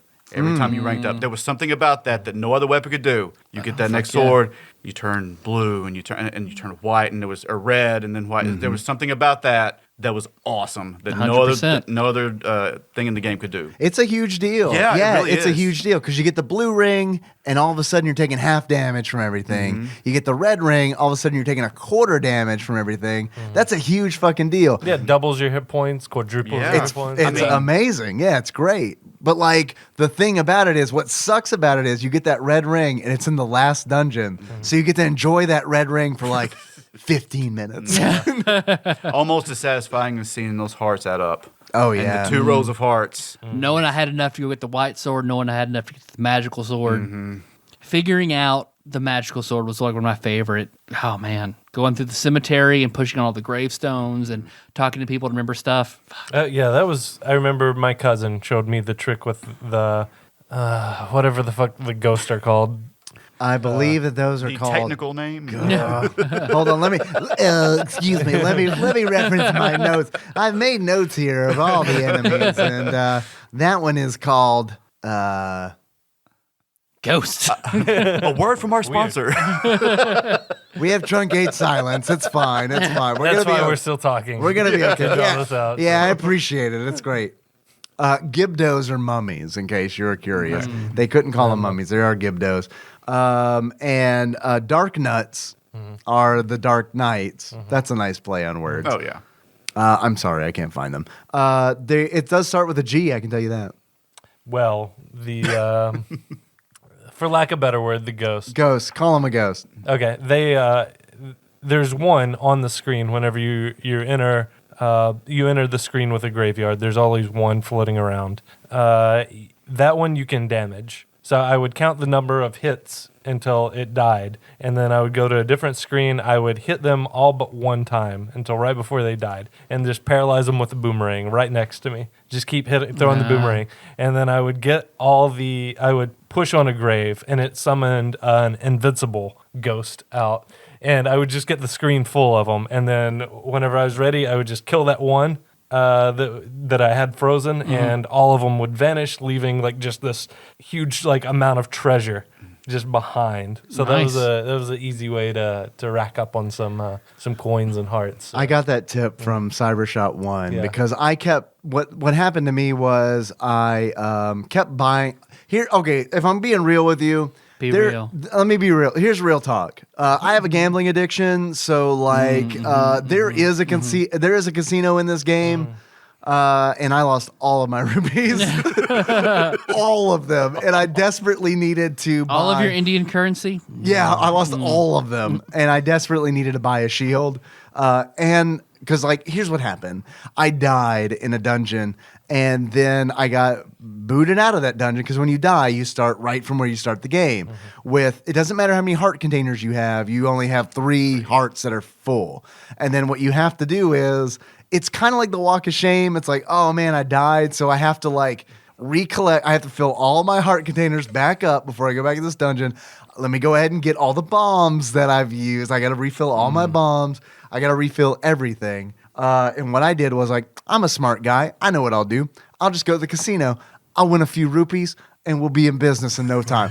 I lost like twice in a row. I'm like, all right, I guess I'm just grinding Octoroks.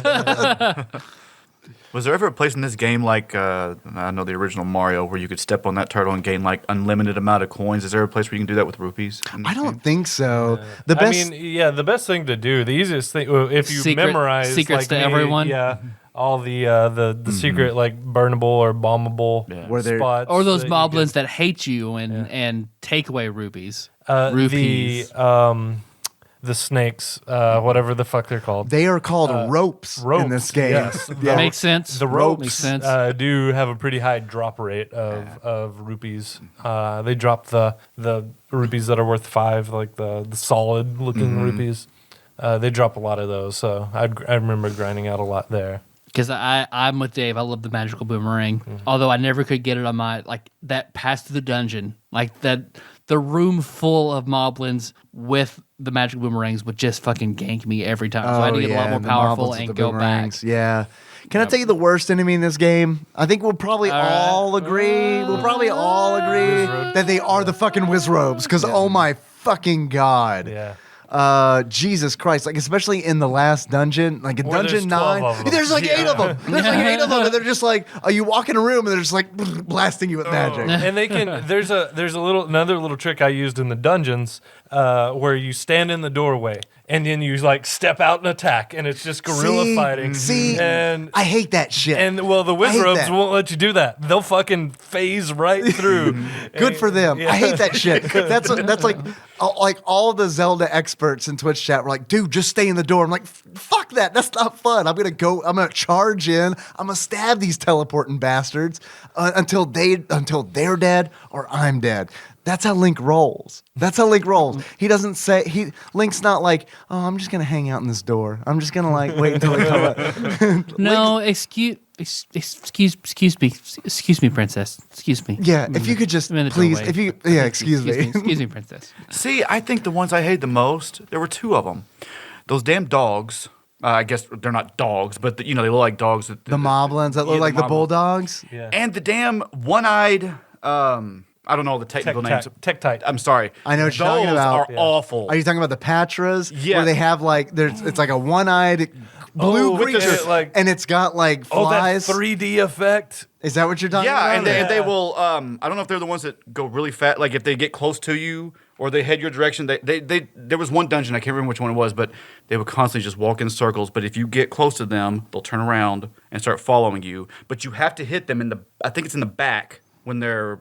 Oh, those are the Dark Nuts. Yeah, those are the Dark Nuts. I think that's what it was. Yeah. You have to hit them in the back, and that's You the have only to way hit them can in the kill back, 'em. yeah, or the You have to hit them like side. 5 or 6 times. To Yeah, kill 'em. Yeah. Those are my. God. Fighting those guys and getting a watch that froze the time. stopwatch? Oh, that was the best fucking feeling in the world. Which to me, which And to I've me, had blowjobs. That's the best fucking feeling in the world. outside of pay-per-view wrestling.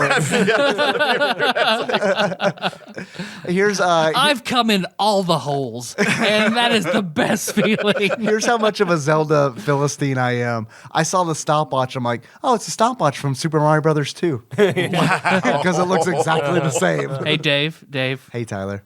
and Ramon. He's not here. He's probably not listening either. No, this I doubt Kraken, this Kraken rum, this is pretty strong. It's pretty good. Got the swimmies. Got swimmies going on. Pretty good. It's been a while since I had the swimming. Not since the Louisville Arcade Expo have I had the swimmies. This podcast brought to you by Kraken Rum. Kraken rum. Brandon and And Josh, Sprite Zero. Sprite you guys Zero. are sober as hell. Yes. Yeah, I'm a little swimmy, and I can tell Tyler is for sure. But the fucking Patras. I'm glad you brought those up. You only find them in the last dungeon when you're trying to like scrambling to find Ganon in this enormous fucking dungeon. It's the biggest dungeon in the game. And then all of a sudden they introduce this new enemy to you, which is essentially, if you're familiar with D&D, beholder. It's like a beholder that is which is like this one-eyed floating beast that is surrounded by a ring of flies. And it's like the flies damage you, and they do a shitload of damage, and they're spinning really fast. So like every time one hits you, it's like because it makes the brrr noise whenever you're fighting them and shit. I remember that cry would always like freak me out. Well, when you're close, when you're close to the boss of a dungeon, you do hear the the roar Yeah, of the when robot. you're like a room away. That's Yeah, a that was nice, a cool that effect. was yeah, cool. it's a nice little tip. The sound in this game is great because, like, even when Link gets hit, like, I know it's fucking 8-bit. I know it's the NES and it's missing that extra channel that the Famicom has. But like when Link gets hit and he makes that sound, like I fucking feel it. It's fucking crazy. Like I hate hearing it because it's weirdly like synesthesia. Like you can feel that rubbing kind of. yeah. When you, man. Yeah, you get. I mean, the sound design in this game is amazing, and like when Link dies, and you get that like the red screen, and he spins. Yeah. You get the Pac-Man death essentially, which I like. I want to bring this up. I think it's nice that essentially Link does. It's no turning into bones like Ghosts and Goblins. That but is true. Nothing is. I wish Link would do that. I wish Link would turn to bones. Yeah, that would be amazingly dark. Well, he does. In Ocarina of Time, he becomes a Stalfos, and that's who you fight. And Orochimaru of time. I see. But what I love about Link doing the spinning around Pac-Man death is that this game, The Legend of Zelda, took inspiration from an arcade game by Namco called The Tower of Draga. And in that game's a top-down dungeon crawler that was built on the Pac-Man arcade board. Like it literally used the same board as Pac-Man. So that's kind of a nice continuation of the roots of The Legend of Zelda. So I think that's, I don't know, like I've never seen an interview or anything with Miyamoto or Tezuka saying that that's why Link dies the way that he does, but I like to think that it is. But I'm with Brennan. I hated the Dark Nuts and the Triceratops that you had to shove the bombs in their mouths because I would always fucking run out of bombs. Smoke. Yeah. Yeah, bombs were a very finite resource, and you had to use them a lot for enemies like that, like the Dodongos. And also, you had to bomb every fucking wall just to see if it had a bombable spot to get in. So you go through them pretty quick. And you bomb that one, you waste your last bomb, and you go in, it's just a black screen, nothing there. Yeah, and you know one of And those you're like, walls. Come on. I've been in like the worst feeling is being in a dungeon and like your last bomb is used. And it's like, this happened to me on this playthrough. I have 0 bombs and I'm in a room and I hear the boss in an adjacent room going, "Rawr, rawr." It's like, God damn it. Taunting you. If I had one fucking bomb, I could probably get to him. I mean, which one's worse, running out of bombs or seeing your last heart have half a heart? Yeah. With the beeping. With the beeping. The beeping's not too bad in this game. Like, I think, like, Link to the Past is probably the worst with the beeping. Because, like... Yeah. The beeping in Zelda, I think, is the second most annoying sound. The first is when Sonic's running out of air. I can feel my blood thickening and my heart having trouble. Yeah. So- When I'm having a nightmare and I'm dying in that nightmare, that's the music that I hear. Oh shit. Let's see. Favorite level? Anybody have a favorite level? Like a fairy? Not really.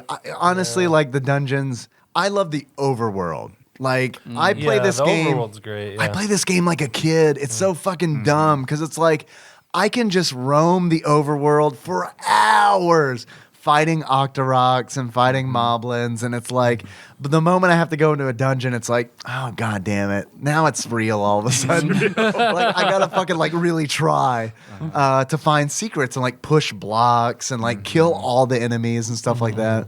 So I don't know. I mean, for me, it's probably. I can tell you the most frustrating one is Dungeon 9, which is the one that has Ganon, which is the absolute hardest one. Because it's like, it's a different difficulty level. spike goes because there's new enemies. There's the room full of wizards. it's huge. It's the there's- biggest dungeon. There are one-way, like directions. You go into a room and you've got to like see that room through, all the way around to the end. Till. Eventually you're ejected somewhere else. Yeah, like, you have to entirely. bomb walls. Yeah. That's one of the dungeons where it's like you can't complete unless you're bombing secret doorways. Yeah, Dungeon 8's pretty brutal. Is it Dungeon 8? It's or 9. It's 9. Yeah, you get the Is- last piece of the is- Triforce right, in yeah. 8. Is 8 where you also get the magic key that you unlock? Yeah. Yes. Then you have unlimited Which keys. you, and right, you go- have cool. to have that pretty well. Otherwise, you're going to be grinding out a lot of rupees. going to vendors and buying keys and shit to try to get through all the doors in 9. Yeah, yeah, 8's pretty brutal. And Death Mountain too, with all the oh god, I should know. They're in Breath of Wild, the Centaur guys. Lionels. Lionel. Lionel. Which Chitara. I love the art and the instruction manual because it's like I feel like the art direction the illustrator was given where it's like, okay, so it's got like a horse's body with like a man's torso and then like a lion's head. I feel like the illustrator's probably like, it's like a fucking centaur. No. It's got a lion's head. And it rapes bad teachers in Harry Potter. No, a centaur? No, not quite. Wait, does that happen in Harry Potter? It did is I miss heavily that? implied that the what's her name who wears the pink, the bad Umbridge. headmaster Umbridge, Yeah. that Umbridge is raped by the centaurs in the forest. I must have Or missed kidnapped. that. Yeah. Are you sure Yeah. there's not the porn you got from movie? The stolen porn. I love an old woman getting raped by a massive horse cock. You know me. Harry Petter in the Centaur's Gape.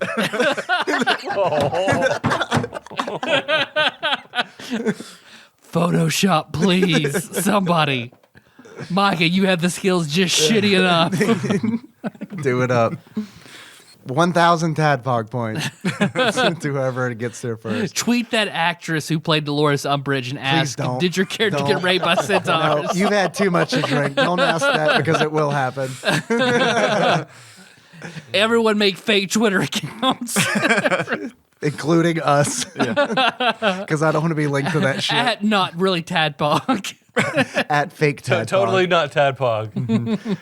Weirdly enough, they have more Twitter followers than us. Oh, they would. They fucking would. Follow us on Twitter. @Tadpog_. We don't have many, so if you're listening and you have a Twitter account, please just follow us. We look like jerks on there. Well, I'm sure my wife is listening, so I was married Cool. for 17 years. It was a great long run. Hi, Brandon's wife. It's not his fault. It's mine and Tyler's. Hey, Sarah, I've known Brennan long enough that I've met all his other girlfriends. Oh, no. Hell and no. you are the best. You are We the are not getting best. into other girls. She's no. the best. She is. She's Agreed. the best. Absolutely. My parents hated the girl he dated before you. Fucking hated her. Why? As does my wife. There you go. Why?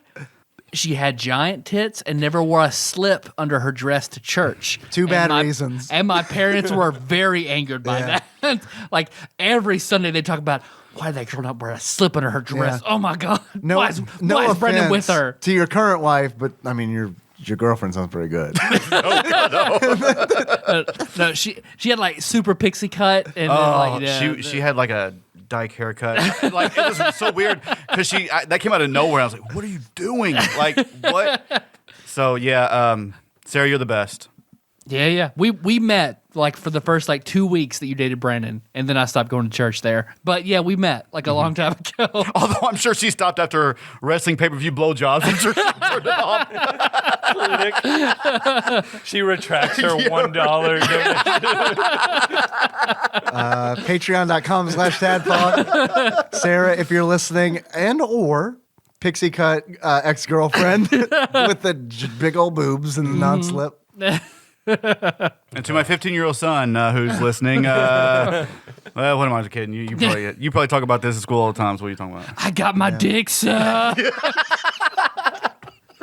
Now, if I go home and he's like, "Dad, can we order the next pay-per-view?" I'm be like, "No." Negative. No, thank you. Oh shit. Zelda. Yeah. Yeah, Zelda. Yeah, that's right. I think the Ganon fight is actually really good though. Yeah. He's teleporting all over the place. He's While invisible. Yeah.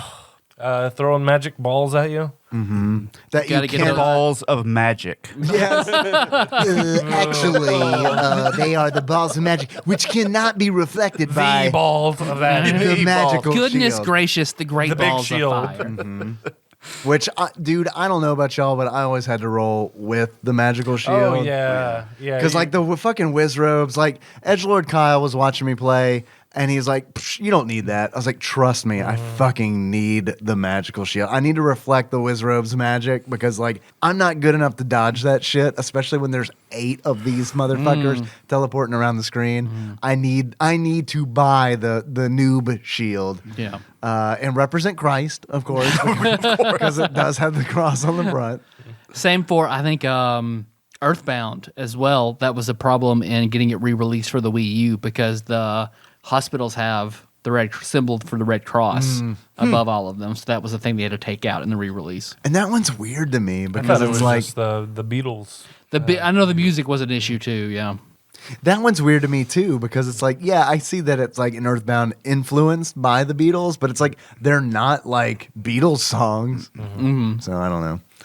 But yeah, the Ganon fight was pretty brutal because does it tell you anywhere in the game Nope. that you've got to have the arrows? The silver arrow? arrows? No, it doesn't.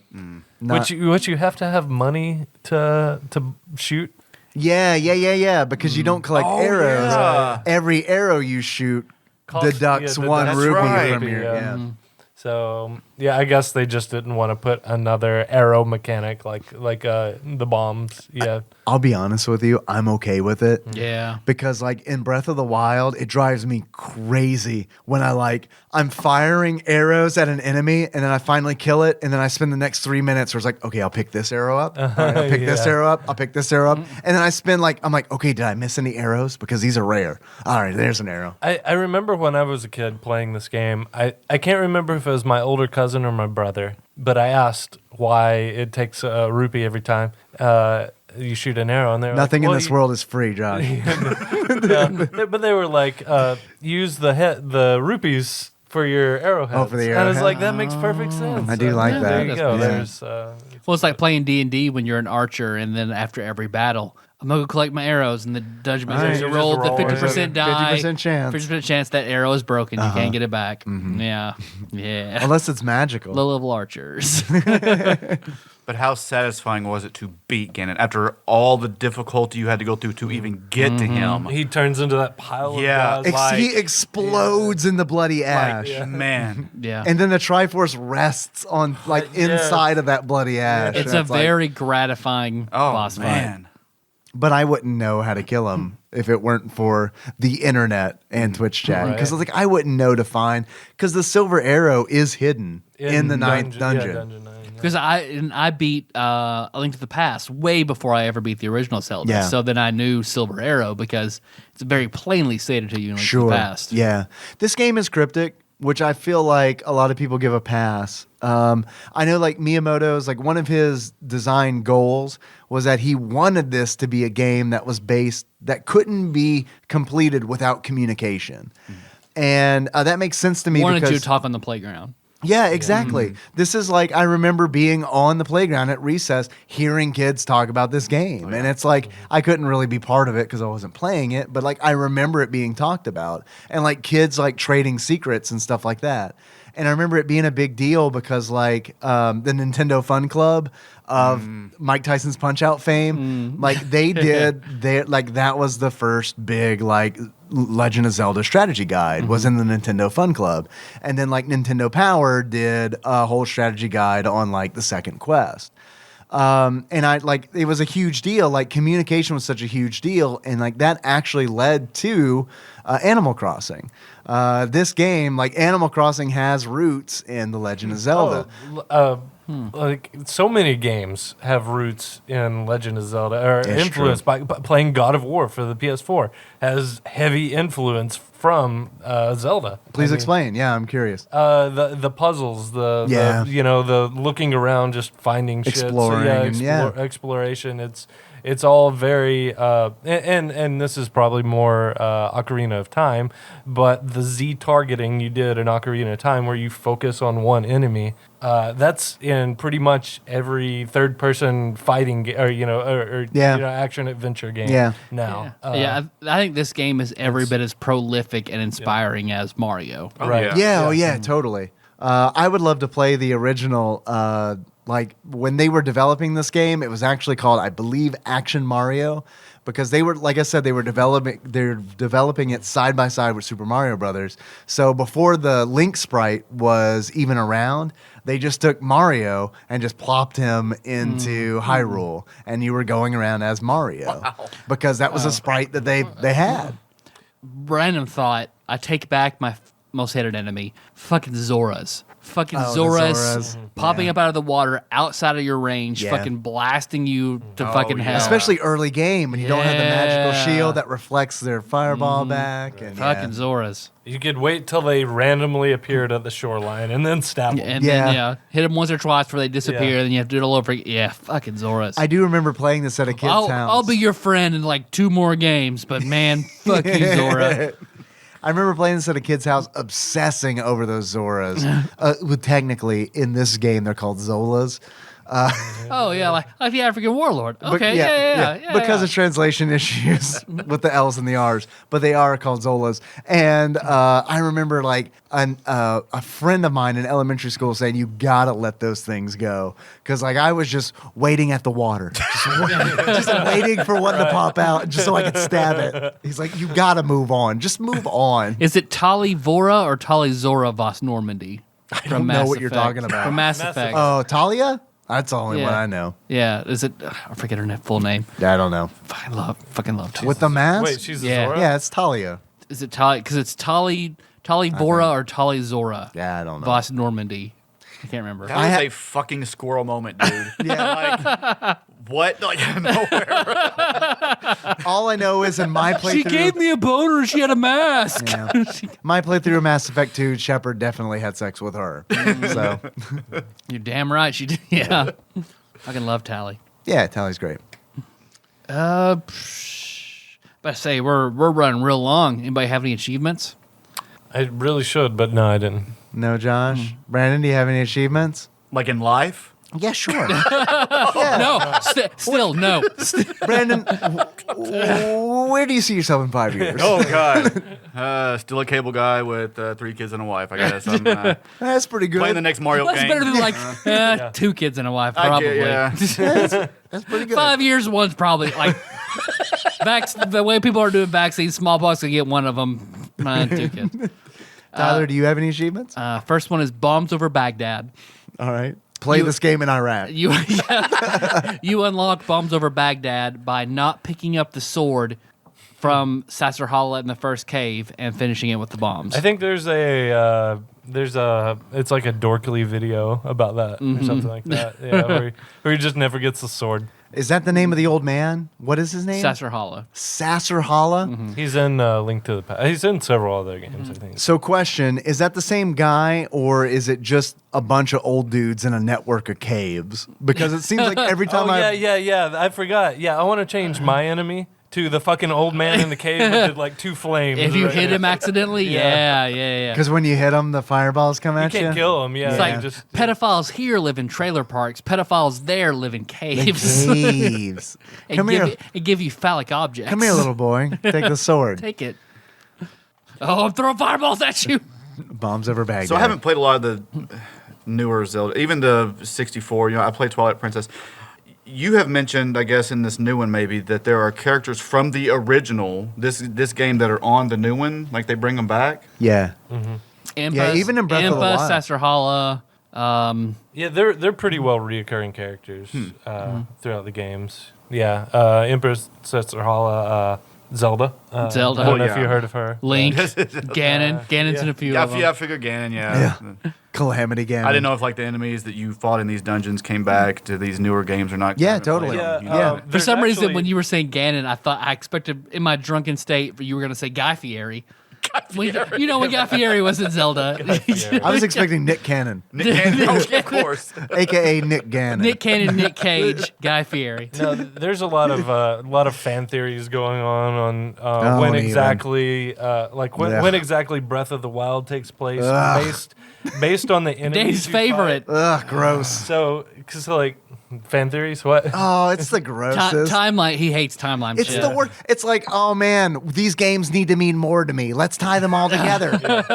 If we don't tie these all together, my life is meaningless. It is for Nintendo. So it's Nintendo. whether or not Link dies. If Link dies, If Link dies, I don't like it. I get it. No, It's no, fine. it's understandable. Nintendo itself has said the timeline and really a lot of the story is an afterthought to the Zelda games. What I like about Their focus is making a fun, playable game where you. Well, explore- fuck that bullshit. I I don't need that. that. Bog me down with meaningless minutia. I love that. Look, this is what I've learned. Okay, I want to share this. And they did come out with the timeline after they were pressured by the fan base. Right, and I know. So that was very much a. Here's what I've learned. I would rather play a fun game that has no lore than a game that's full of fucking lore that I don't give a shit about and the gameplay sucks. That's the fucking truth. And it's like, these games don't have to connect to me. Here's what I love about... I mean, you don't read the hundreds of novels behind every Magic the Gathering or edition? Halo. Or yeah, Halo. yeah. Here's the thing. Like, The Legend of Zelda... Here's what I love about The Legend of Zelda. And here's why this is true. This is real talk. This is why my skin crawls when we talk about timelines and shit like that.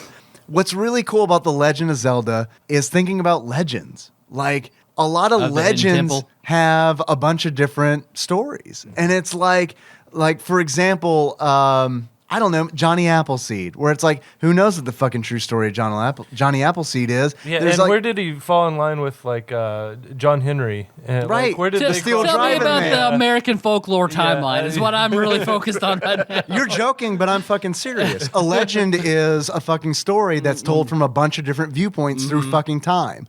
So this story has its core where Link saves Zelda. Everything else can fucking change. But as long as those things remain constant, it's a goddamn fucking legend. And there doesn't need a fucking timeline. You can tell it over and over and over again. And it's like, yeah, I'm getting worked up because like this is for real. Like it's like it doesn't need to all connect. If it doesn't connect, it's fine. You're gonna wake up tomorrow. You're gonna go to work. Everything's gonna be normal. You don't need this all to connect. Nintendo didn't like Miyamoto didn't like wake up and be like, all right, I got this fucking thing where 20 games are connect all together. What he did was, I'm gonna make a fun video game that people are gonna like. So like that's why the timeline bugs the shit out of me. But we are in an age of shared universes. Yeah, exactly. Yeah. What it I is. Everything's got to be. It all has to make sense. And it's like, no, it fucking doesn't. It could just be a fun But game. the Super Mario Land series takes place after everything in the regular Mario. It drives Mario me 2 was a dream. insane. It drives me insane. Obviously it does. 'cause Yeah, I haven't seen you hear get me. that worked up in a while. Yeah, But it's like here's why I get upset about it. It robs the title of the game. It robs the legend of. Because like if you have a So concrete it's not the factual account of Zelda. It's exactly. It's not the factual account of Zelda. It's the Legend of Zelda. Like each time the story can be retold, but it's it different. could all be the same story, just retold through Exactly a different through John's culture, a eyes or different Paul's time. eyes or you name it. Bringing it back to the Same Bible. disciples, yeah. I thought he was naming Beatles. I was going to say Ringo. Or Ringo's George. eyes. Ringo did the CDI versions. No one likes Ringo. Octorok's Garden. I don't know. You name it. So I don't know. Thank you. There you go. You've done it again. You've riled me up. You've ruffled my feathers about the I think that was me. timeline. I asked you if there were any reoccurring characters in the new game. He's like, fuck you. What the fuck? Fuck that Fuck. shit. But what's crazy is like I'm serious about it. It's like you guys, this game, they don't have to connect. It's fine. If they don't connect, it's fine. It's okay. They're video games. And I really feel like Breath of the Wild did this well. Where does it fit in? where it's not about the story. Yeah, Zelda's over here in the castle. You know that from the beginning. All you have to do is go and get her. Right. But there's a whole. That's all you world gotta of- do, asshole. Go get her, asshole. Quote Garfield and say, hey, what's up? Go get her. You gotta fight some monsters. Well, I gotta save Zelda. You swore. Eat my heart out. But no, the game is designed for you to just go around and explore. And it really yeah. captures that that sense of wonder, and that was the point. Of Kyoto, wandering yeah, the forests yes. of Kyoto, Finding those homeless homeless dudes. guys. Breath of the Wild did bring back something in Zelda 1 and 2 that was kind of lost throughout the rest of the Zeldas. And it's important to point out that when Nintendo was developing Breath of the Wild, they started with the old 8-bit The style. 8-bit to test the mechanics Yeah. and stuff. Yeah, I thought that's It's pretty cool. really cool. And then a guy took it on as a fan project where he's like, oh, I'd like to play that they showed in this little demo video. And he recreated it. And then Nintendo was like, no, please take that off the internet. No, that's or really we're good. going to sue you That's into actually oblivion. really good. Let's not do right? that. Yeah. What, Mother 4, you guys are making that? No, let's no, take that sorry. away. Come on. A 3D remake of Chrono Trigger? No. Right. No, yeah, we're if you gonna do take that, you away. might disrupt the timeline. Yeah, this is. You can't do like cool shit that we didn't do and won't do. No, right. Yeah, thank you. exactly. So how do you feel about like the Marvel, the whole 19 movie canon? I'm fine with that because like That's a different world. That's a different the It's a- cinematic universe is yes. like universe 9999. Yes, it's a different world, and they set out with let's make a universe. It's almost like a TV show in their episodes. I Right. mean, that's what it is. And also, to those of you listening, the last hour is going to be Infinity War spoilers. So, But how does it tie in with Marvel Universe 616? Do you remember when Ganon got all 6 Infinity Stones? And erased Jesus from the world. he raised him in front of us and then killed him again. Remember that time Ganon killed Jesus? I sure do. What of your savior now, Swirly? What would Ganon do? true. I have some achievements. Do you have any more achievements, Tyler? I can think of some. Go for it. Let's see. Bareback. And that is when you complete the game without ever having a shield. Nice. Yeah, I like it. Is that possible? It is possible, As soon as yeah. as soon as you see a like, you can get rid of your shield and then. The fucking Yeah, like you can lights, never man. lose the shield that you small- start That's true, with, Yeah. Okay. Yeah, that's true. But you can totally use the shield that you pay for. And what sucks is like that's the only way you can get the magical shield is buying it from a vendor. Let's see. Not a Time Lord, and you unlock Not a Time Lord by never getting any extra heart containers. You only have the heart Lord, shield. yeah, Oh, 3 no throughout the way. entire Yeah. You're making me think of all the speed runs that people do. This game still has a huge following. That's not unbelievable. I mean, like this is a great game that like strikes a chord in the hearts of many kids who grew up in the 80s. But like not only do people speed run this game, but they have special rules too. Like there's a speed run where you go through without the sword. Like you can't kill enemies with the sword until Ganon because like as far as I understand, you can get through the game without using the sword at all until you get to Ganon, and then you have to use the sword to kill, to hit him before you can hit him with the silver 'cause arrow. you're just swinging wildly until you hit him, and then he appears. And then he you appears, can shoot him with right. the arrow. Yeah. So I love that. I love that people still like they Find love those this little game enough. things, Yeah. I think the record is like 23 minutes. So, for it's the close game. to that. Yeah, I know. Like, it's crazy. I'm surprised there's not more glitches that they could exploit. They do. There's like a do, way you can yes. turn around some certain way that will move you from the screen so you can bypass the Yes. mysterious woods. Yes, on the all that. overworld, Lost Woods, rather. in the overworld, at any point where the screen scrolls, there's a glitch that you can perform, which essentially teleports you to the other side of the screen. So a lot of people exploit that to get through the game quicker. And then there's another glitch that you can do in the dungeon that involves pushing blocks, where you can glitch it out again and teleport. Zalnop, when he was showing me, like he was trying to show me this, and he's like, "This is really hard." Like he likes running through Zelda really fast, but he's like, "I can't do this." But like the people that speed run this, like seriously, like they've got it down to a fucking science. Another one, let's see, Green Bastard, which is Trailer Park Boys achievement. And that's finishing the game with the green outfit, not getting the blue or red rings. I can't imagine doing that. No. Whites only. That is finishing the game with the white swords. It's finishing it in Alabama. You finish the game in Alabama. Roy Moore, you unlock the game with the, let's see, shit. What else can I think of off the top of my head? what does Ash say in The Evil Dead? That the name of the achievement will be the 3 words he has to say before he grabs the Necronomicon. And that is where you don't get the Book of Magic. You don't get the Book of Magic. Okay, that's good. I like that one. That's I really good. like that one. That's all I got then. How about Jihad, where you don't get the Crusader's shield with the sign of Christianity on it? I've got a few achievements. Most of these are from Twitch chat. I picked my favorites. This is the first one from Cybershot1, who played a big role in helping me get through this fucking game, which I loved. I want to point that out. I did love playing through this game, but this is a game that I would have spent months on if I didn't have people being like, hey, why don't you check out that fucking wall to the west? Why don't you just bomb that wall to the west? Doesn't that tree look suspicious? Right, yeah, exactly. Looks rather flammable. And this is in line with your achievement, Tyler.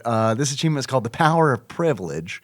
And in order to unlock the Power of Privilege, you need to yes, exactly, acquire the white sword. Why's it got to be a white sword? Next achievement is, this comes from Josh ATC on Twitch chat.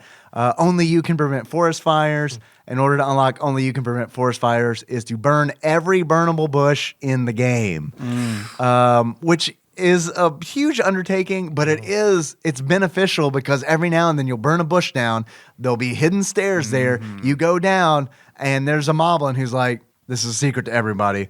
Please don't tell anybody. Here's 100 rupees. Here's 100 or I'm taking 100 from you. Fuck off. You'll pay for the damages. Minus 50 rupees, Next achievement comes from our very own edgelord Kyle, who gave us this wonderful cartridge signed by Bit Brigade. And that achievement is, how can you have any pudding? And in order to unlock how can you have any pudding... This is a Cosby joke. No, it's... No. You raped 50 women. No, it's actually it's a Pink Floyd joke. In order to unlock that, you need to go into level 7 without the meat.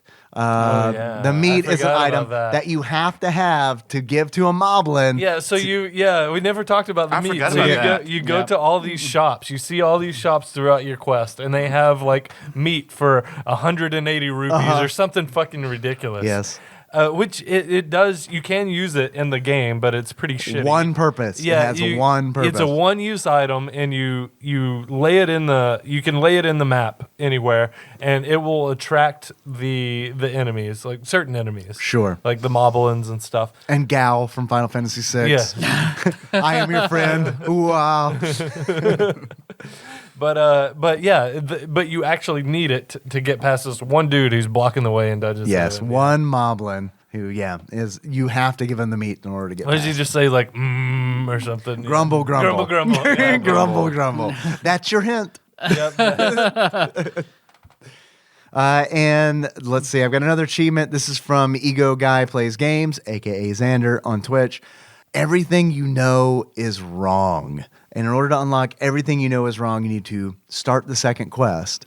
Because immediately the first thing I did was try to get that heart container that you can get at the beginning of the game, and I couldn't bomb the fucking mountain. So I'm like, all right, never mind. Yeah. I mean, everything is changed. Which we didn't talk about that. The story behind that. Go for it. I know it's an anecdote, so I don't know if this is real or not.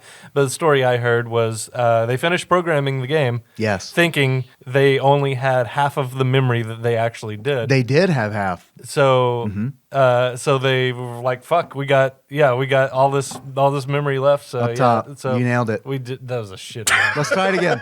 Bow. Nice. So they programmed a whole new quest afterward, just pretty much rearranging everything. Yep, and it's fucking amazing that they decided to just do that for funsies, where it's Right. like, we can't ship this game. We've only used half the memory. Back when programmers cared and really were invested in what they made, as opposed to being burned out making fucking Barbie games and shit. I've had a little bit to drink. Shelling for Mattel. What's cool about the second quest is all the dungeon maps in the second quest spell out Zelda. No, Yeah. which Yeah. is I didn't know that either. There you go. Well, Listen to damn. TADPOG, the more you know.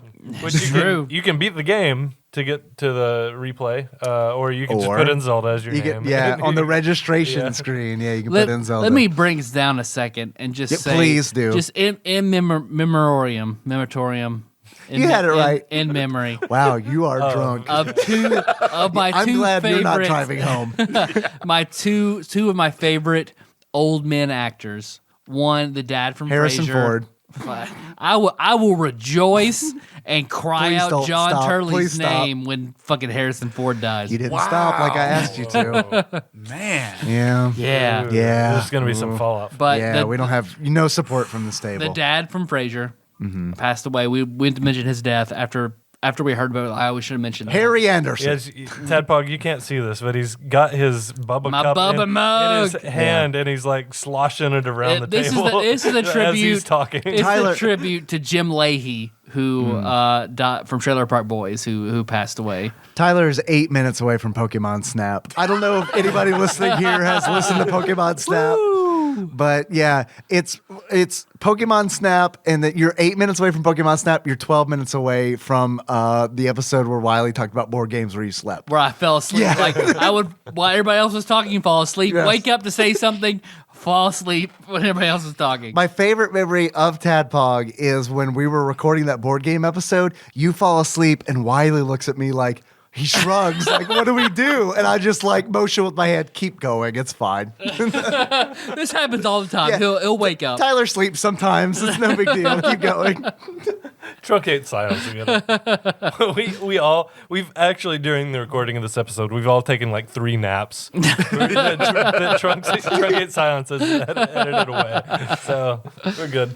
And then we restart every conversation with Oh, Jim. Right? We all just wake up. suddenly. Zelda! Octoroks. Last achievement I've got is, now this one's a shared community experience. This is my favorite achievement, I think probably ever, because it works on multiple levels. The achievement title is Red Ring of Death. And in order to unlock the Red Ring of Death, which we're all familiar with because all our Xbox 360s caught on fire in the mid-2000s, in order to unlock the Red Ring of Death, you need to obtain the Red Ring while in Death Mountain. It's the Red Ring of Death. Nice. Sorry, Pretty I'm nice. done with achievements. Pretty That's nice. the last one I'll ever do on this show. Pretty nice. man. Tyler. Yes. And company. Yes, Dave. I have a few questions for y'all. Hell yes. There's this site called Price Charting that kind of like gives you an average on what you can expect to pay for video games, specifically retro video games. If you were to go on pricecharting.com right now, how much do you think you would expect to pay for the Legend of Zelda gold cartridge? Gold cartridge. Gold okay. cartridge loose. I will say $6.67. $6, almost the amount of the beast. $6.67 from Tyler. Just a little bit different. All Just a right. little bit different. What do you think, Brandon? How much do you think this is? Like you were used? thinking $667? $6. $6. Oh, I was like, damn. It's a really good game.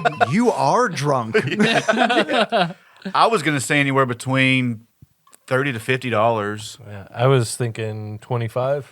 Actual retail value of the Legend of Zelda used. $1. Oh, yeah. You guys aren't playing smart. You guys have never seen the prices right ever. The actual retail value of the Legend of Zelda gold cartridge used on pricecharting.com at the time of this recording is $20.29. Tyler got it. This is a class. I mean, this is a game that a lot of people want. Yeah, that's true. Apparently. Because I know it sold a shitload of copies. Like this game, I think it sold like, this is kind of talking out of my ass, but I think it was like 5 million copies. So it sold like a lot of copies, especially for an NES game. That's a big, So like a huge lot, number. like 25 copies. Like 25 Like a goddamn lot. copies. Like everybody in my first period class bought it. Every Like single 25 one of them. copies.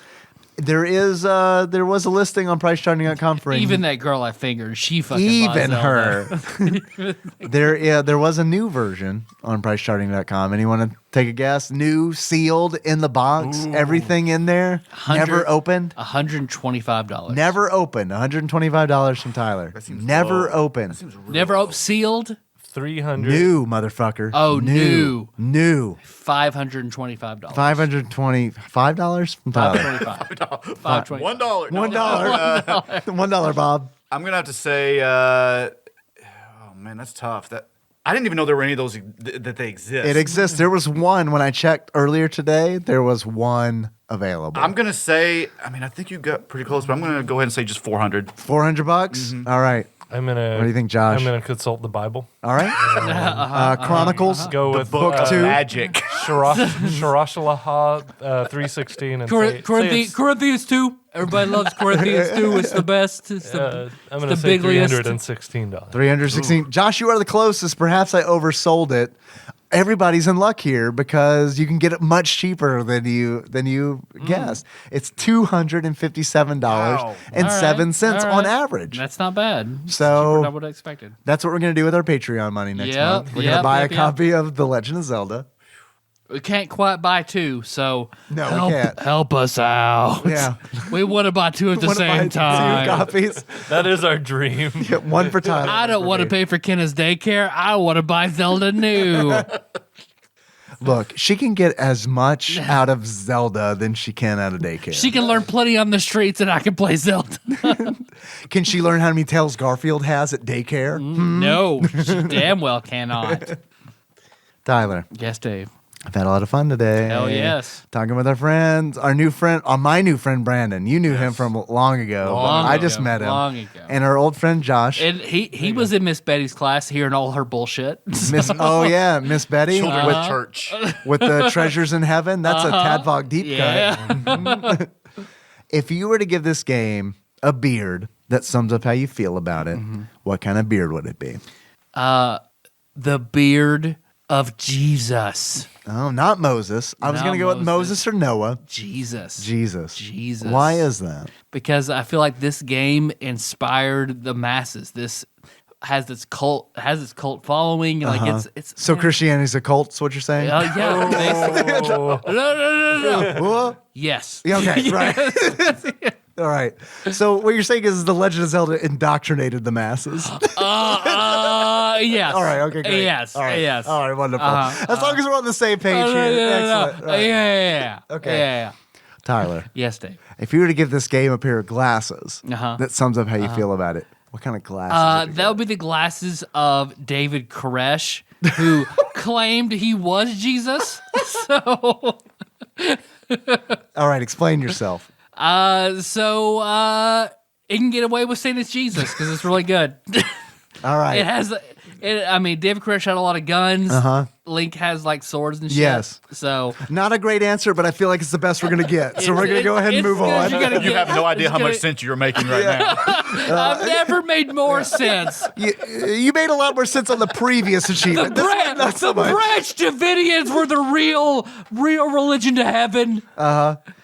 Fuck Janet Reno. All right. Okay. Please continue. And fuck timelines. Fuck Tom. Hey, that's No, my I'm bit. all for That's my timelines. thing. That's my Sorry. thing. I'm no longer welcome back. I believe in timelines. You poor bastard. One day I'll show you the way. I'll show you the way. Tyler, I have one more question. Y'all, Brandon, Josh, you're more than welcome to chime in. This game The Legend of Zelda is included on the NES Classic. It is one of the 30 games on the NES Classic. Do you feel like this game belongs on the NES Classic? Josh, we'll start with you. No. All right, Brandon. Yes, of course. It does. No, you already answered. Of course. I'm sorry. I'm sorry, Josh. You already answered. No, I hope you enjoy being funny, Josh. That's what history is going to reflect from you. That's what it is. Yeah, 15 years from now, when you're cited on Wikipedia. I've been waiting for that joke this whole time. When your I was like, daughter- Dave's gonna ask me. Oh, everybody's gonna expect me to say yes. I'm gonna but say go, no. When your daughter looks back on this, listen to this episode where I mentioned about how much you used to rim out Nicole, her mother, that she will listen to you say that you did not think. What? You love ass and she's got an ass and you lick it. That's what. Listen to me, Nicole Jr. Baby Nicole, Baby Nicole. listen to me. Your daddy loved to chomp on it. Oh, yeah. Loved your mother's chocolate starfish. All right. That's all I'm going to add. Thank you, And- Josh. Yeah. Thanks for having me, guys. Thanks for being on. Brandon, what do you think, man? Does this belong in the NES Classic? I would be happy if this was the only game on the NES. Wow. Yeah. I'd be fine with that. So this is like, okay, follow-up question. Where does this Do rank? you eat ass? What would you like to say to your children about eating ass?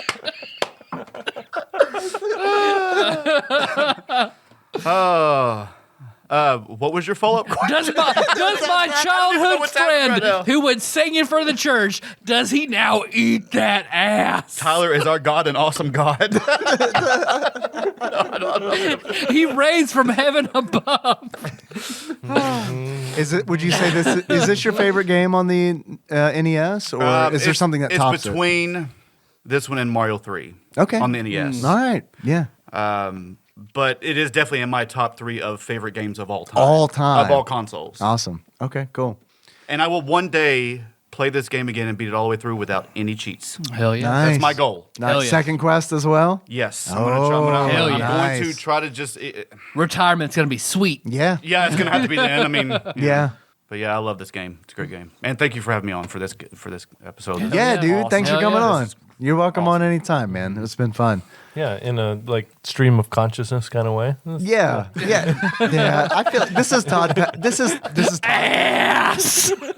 this is Tadpog at its purest. Yeah, Yeah. Classic Tadpog. we've Just cut talk to about the heart of buttholes. Tadpog. This is 100% what Jacob told us not to do when we started. Oh the yeah. podcast. Yeah. You don't want to be Yeah. NSFW on. Yeah, Yeah. you don't want to be explicit on iTunes. Yeah, Keep this it clean. is 100%. No. We eat ass, Jacob. Yeah. Everybody here eats ass, Jacob, and we're gonna talk about it. You eat ass, Jacob. Don't act like you don't. Tyler, Yeah. what do you think, man? Does this 4 people. I've eaten 4 assholes in my life. Dave. name names? You know. Name names. You know. I know. You know. I know at least You one of know. them. You know 2 of them. All right, I know 2 of them. I've been married twice. I mean, if it's Melissa's got a perfect ass though. Yes. Bug-eyed Karen, she's on the list. But The one oh my god! you're standing up in church. I did not bite her ass. That ass is it's so the Poopo Lupo. that ass is so big I could not reach it. There's no way I could reach it with my. Tyler, do you think this? I game- remember she had a Yes. crush on Josh, and I was trying to encourage Josh to fool around with her, so I wouldn't be as Oh no, I embarrassed. wouldn't do it. I had standards. So I was like, "You do it, Josh. You do it, so I won't feel bad." Tyler, Josh, you need to eat her ass. Josh, she works at the mall Walmart. Josh, you can eat her ass. She can develop your photos anytime you want. In the electronics, like you go there anyway. So Zelda. Tyler, do you think this game belongs on the NES? Yeah, oh, Classic? fuck yeah, it does. You do. Zelda 1 and Zelda 2, which is already on And there. Zelda so 2. hell yeah, it does. Which we've talked about. We'll have a link to that in the show notes. Yep. Sandwich Yep. Pope Phil was on us with that. Yep. So that's good. God, I got pissed so fucking badly. All right, well, let's end this show. How about that? How do we normally close this out? Hey, thanks for listening, everybody. You can find the show on tadpog.com, iTunes, Stitcher, and hey, YouTube. Got a lot of fucking episodes on YouTube. Thank We you, do. Janie, executive producer Janie. Thank you, Janie. You want to send us something like Kyle Pertleball did? Yep. Let me You can burp- do Let me that. burp for a second. Man, I'm fucking drunk. I know. So if you want to send that to Tadpog cool. Studios, care of Nicole Nance, P.O. Box 3785, Paducah, Kentucky 42002. Yes. You want to call us? 270-883-2555. Hey, you're not drunk. You remember those numbers. I'm pretty drunk. Oh, that's fucking ingrained on there, man. Hey, you want to... we have an Instagram that I never fucking touch, but if you want to follow it and make me feel better, Tadpog_podcast on Instagram. It makes you feel better, not worse. Yeah, it makes me feel better. Like, oh, people just love me because they love me, not Yes. because I contribute anything to their lives. You and I are inverse because if people joined a thing that I did nothing for, I'd be like, oh God, I feel fucking No, awful. just like they just support me. Okay. They don't need anything. That's- They just support me. That's I like how you look at that. That's nice. Yeah. And then Tadpog or Tadpog/ Facebook /Tadpog. That's There the you thing go. I'm looking for. There you go. For We're on Tadpog.com. Facebook. But if Have you you want heard of that, it? if you want that real shit, you want that perverted shit, you want that ass eating shit Yeah. that we talk about. Tadpog The Nation. Tadpog Nation. That's a Facebook group. Yeah, we got that blocked, so you have to apply. Yeah. And then all the admins had to be like, "You're not a robot." We Come on review. in. Yeah, we talk about assholes. with We us. look at Come your on. profile. We look at all your bikini pics. And we're like, all right, it's fine. Let her in. Just kidding. It's all men in there. 5 women. There's 5 Yeah, women. that's true. That's true. Literally, there's 5 women in there. Melissa, Nikki, Nicole, Chandra, Executive producer Janie, Terrified Michelle. Oh, that's 6. Oh, 6. You got 6 girls. I'm proven wrong. I'm sorry. We have 6. Let's brag about it. Oh, guys, we got We got girls. 6. We got 6 girls, motherfucker. We got half a dozen. You can also find. Hey, did you enjoy this? If you did, I urge you to go to patreon.com/tadpog, chip in $1. And not only do you support us, but you gain access. No more rum. You're out. Tyler's out. You gain access to all of our bonus episodes that we've ever done on Patreon. We do it monthly. We just recently talked about Roseanne with my wife, Nikki.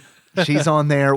I try to make her as absolutely as uncomfortable It's a as great possible. episode. It's a great episode. Hey, Josh, remember when I got mad at you for drinking a beer? Now I'm drunk in front of you and you're sober. Yes. Wait, tell us that Fuck you. story.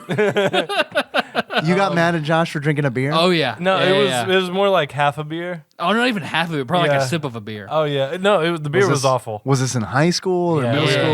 yeah. Yeah. You were Tyler got- underage. It's legal for me to Yeah. be drunk right now in my house. No, Tyler gets really mad at me for not being straight edge, and I think he goes for like Yeah. a drive for hours, like he's Yeah, gone all night, yeah. just driving around I town realized- angrily. I threw chairs in pools, Yeah, like going, oh, Josh. yeah.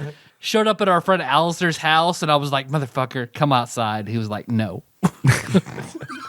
Great story. Yeah. Meanwhile, Josh is back at home sipping beer and watching porn. Yep. Man, I'm buzzed from this 1/8 of beer. I wonder what Tyler's up to. Probably not wasting his life getting mad at me. Hey, I got a text message from my mom. What'd she say? I'm gonna text her You back. talking about eating ass again, son? I know how much you love Melissa's ass. I do. Melissa has the Text her perfect that. ass. Text her that. Text her say Melissa has the most perfect ass. Text her that. Ever. See what happens. She wants to know if she needs to keep Kenna on Thursday. This is a drunk test. Let's see if you're really drunk. I'm Text your gonna mom. say- Tell her that Melissa has the perfect ass Melissa, to eat. my mom said, "You didn't mean to keep Kenna on Thursday?" And I said, "Sure." Boom. That's it. Boom. You're not drunk. You're not drunk. Yeah, I'm not trying to tell my mom how much I eat ass. She can see that next month when we go to Disney. I'm not even drunk. I'm gonna text my mom right now. Tell her how much I eat ass. It's 0 because it makes Nikki uncomfortable. Hey, did you enjoy this? You can find us on patreon.com/tadpog. Donate $1 and you get access to, I'd like to say, riskier stuff than what's going on right now, but yeah. it's probably Everybody not. is John is some risque shit. It is. And Josh was on that. Josh So, and that's Nicole good. and me just sucking dick. That's what. Yeah. Pay $1 and you can hear it. Hey, teaser! I suck a bunch of dick. Text your mom that right now. I mean, a pay-per-view came on. What else you gonna do? Really? Oh, seriously, I got to pee really bad. Well, let's end it. That's all I got. You can find us on Patreon. Hey, I want to thank Edgelord Kyle, not only for sending in the Adventure of Link, but he also increased his donation recently. So, dude, thank you. Thank you, Kyle. Dude, You're fucking awesome. We really fucking appreciate it. Also, I have a correction to make. Last episode, I thanked Chocto, who donated to us on Patreon, and I didn't give his correct YouTube channel. It's actually Choctopus. If you look up Choctopus Choctopus. on YouTube, you'll find a bunch of Dragon Ball Fighters videos and a bunch of Pokemon videos. They're really good. Check them out. And Chocto, thanks for the donation, dude. It's Choctopussy, I think. Choctopussy? That's like a James Bond thing. that's like a YouTube channel where a dude watches James Bond and eats chocolate Easter bunnies. That's Choctopus. I would watch that. Our soundtrack, or our theme song is from Moves with Camera Drive. Link to that track and measure. Show notes at tadpog.com. Yeah. I'm drunk and I got to pee. You are I'm super sorry. drunk. So, yeah, how you gonna close this out, Dave? I don't care. Today, Tropical Capricorn, I gotta pee. Tropical Capricorn. We don't know what we're going to talk about next week, but we'll figure it Oh out. yeah, we don't. We're sorry. We're gonna figure it out, but we're gonna be something. It'll be something. We'll have an episode. It'll just be an hour of Tyler peeing. It might be. That's how it might be. The NES Classic is done, though, so I don't know. Check in next week. You'll see what we're doing. Hell yeah. Thank All you. right, we love you. Bye.